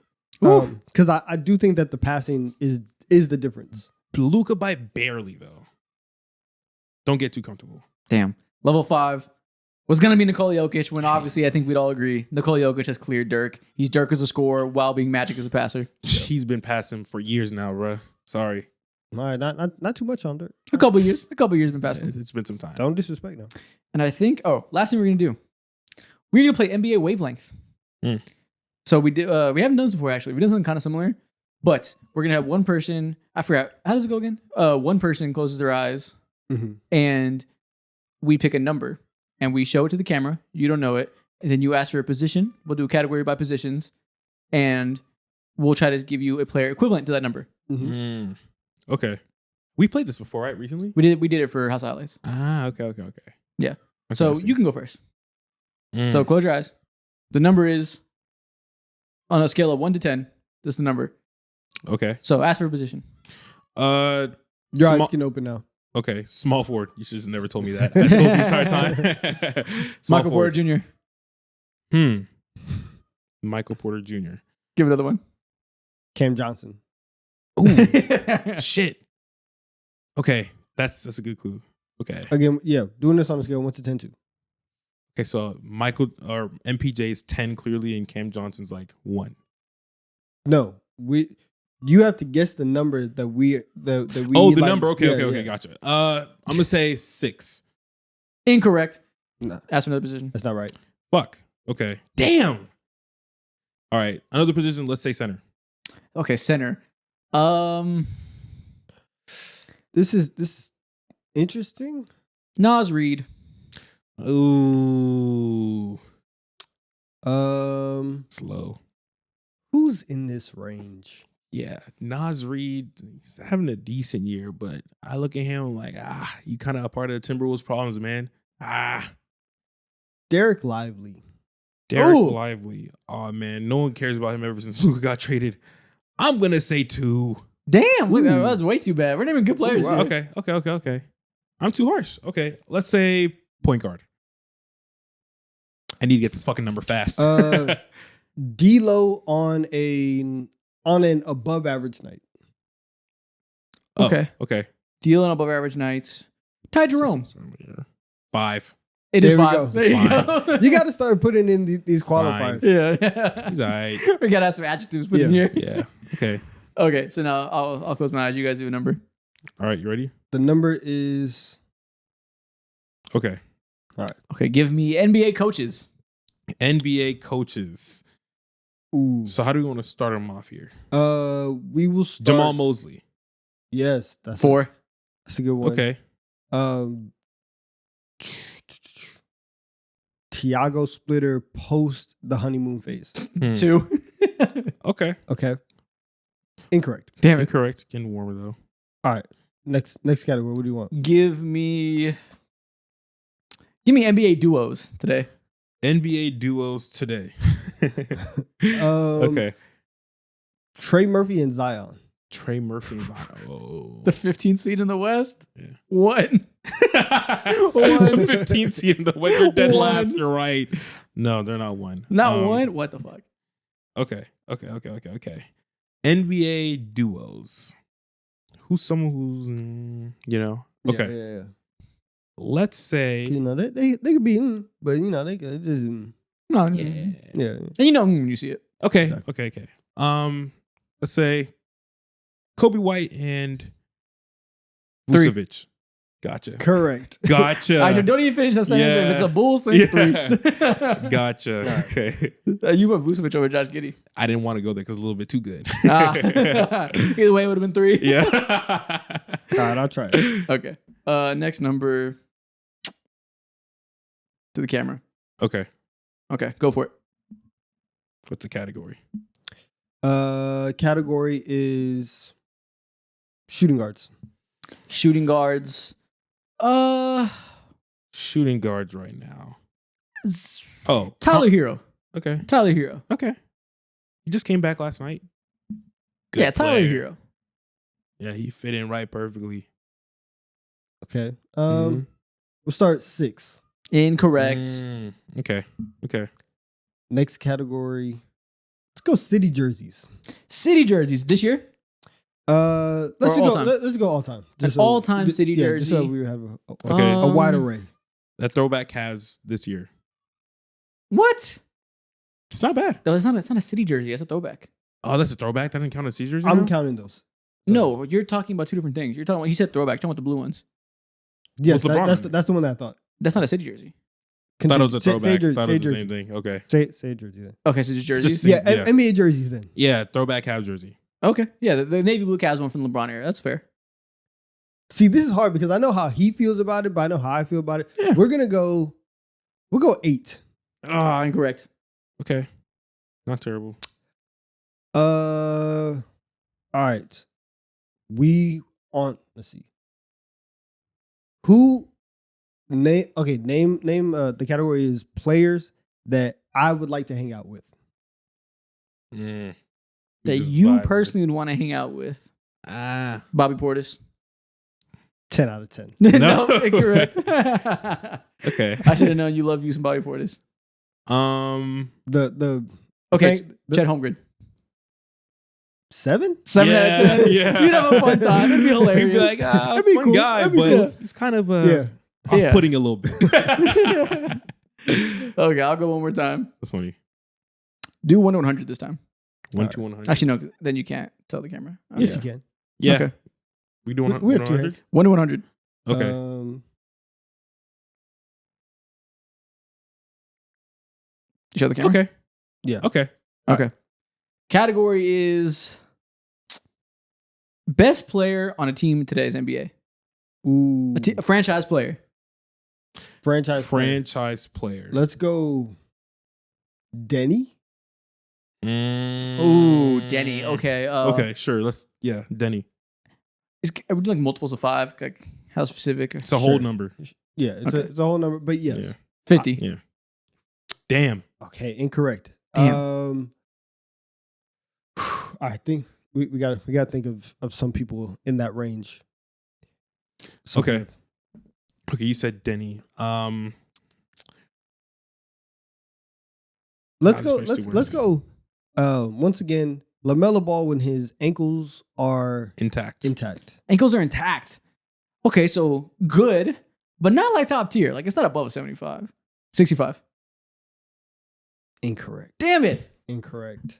I feel like it's a 65. Let's say this. Let's go with Trae Young. 2021. No. Trae Young, the 3-point shot is going in. However, the floater is completely brick. 70. Trae Young, no 3-point shot. Floater is completely brick. Oh, no 3-point shot and it's completely brick. 40. A little bit of a floater. Damn. 45. All right. Next one. We are not right here. Lowry? I've lost my metric here. Yeah. I don't know if I'm supposed to go up or down. 55. Correct. There you go. Okay. I got completely lost. 55 was hilarious. Yeah, it was 55. Oh, okay. One more. You go. Okay, I'll go. Yep. Let's do it. Okay. You're right. After 3 guesses, I'm like, all right. Yeah. I'm like, what the fuck are we talking about? All right. Player signature shoe lines. Okay. Who had just like quality, consistency stuff. All right, we got it. Ready? Okay. Play Signature shoe Kobe lines. when he was with Adidas. Ooh. 1 to 10, right? Yes. Okay, cool. I'm going to say 8. Oh no. What? You don't fuck with the Adidas? I do. That was not my clue. What? Okay. What's yours? Oh my God. We like him ironically now after all these years, but whatever. After all these years, it's hard, bro. Let's. Cat's still going crazy. Let's go with Oh my fucking Clay, Austin Reeves, Anta. Ooh. 4. Ooh, 4. that is incorrect. I don't even remember him. That is him like incorrect. Okay. Next category. All right, next category. Oh Let's wait, say dang! free I just thought of a good or one. off-season moves. Off-season moves. Okay. Jordan Poole signing or Jordan Poole trade. Jordan Poole trade. That was a good trade, but it's like, what are we really doing right now? Earlier I said 4 for the shoe thing. 4. Okay. I'm going to say 3. Okay. The Pelicans trading the unprotected pick to the Hawks. Yes. Jesus. Jesus. 0 to 1, Yeah, man. 0. Jesus. It's 0. It's the worst. Dumbest Pelicans are shit. no There good we things. There we go. Might be in the negatives, man. And that's the end of this episode. If people are still here, what should they comment? At this point.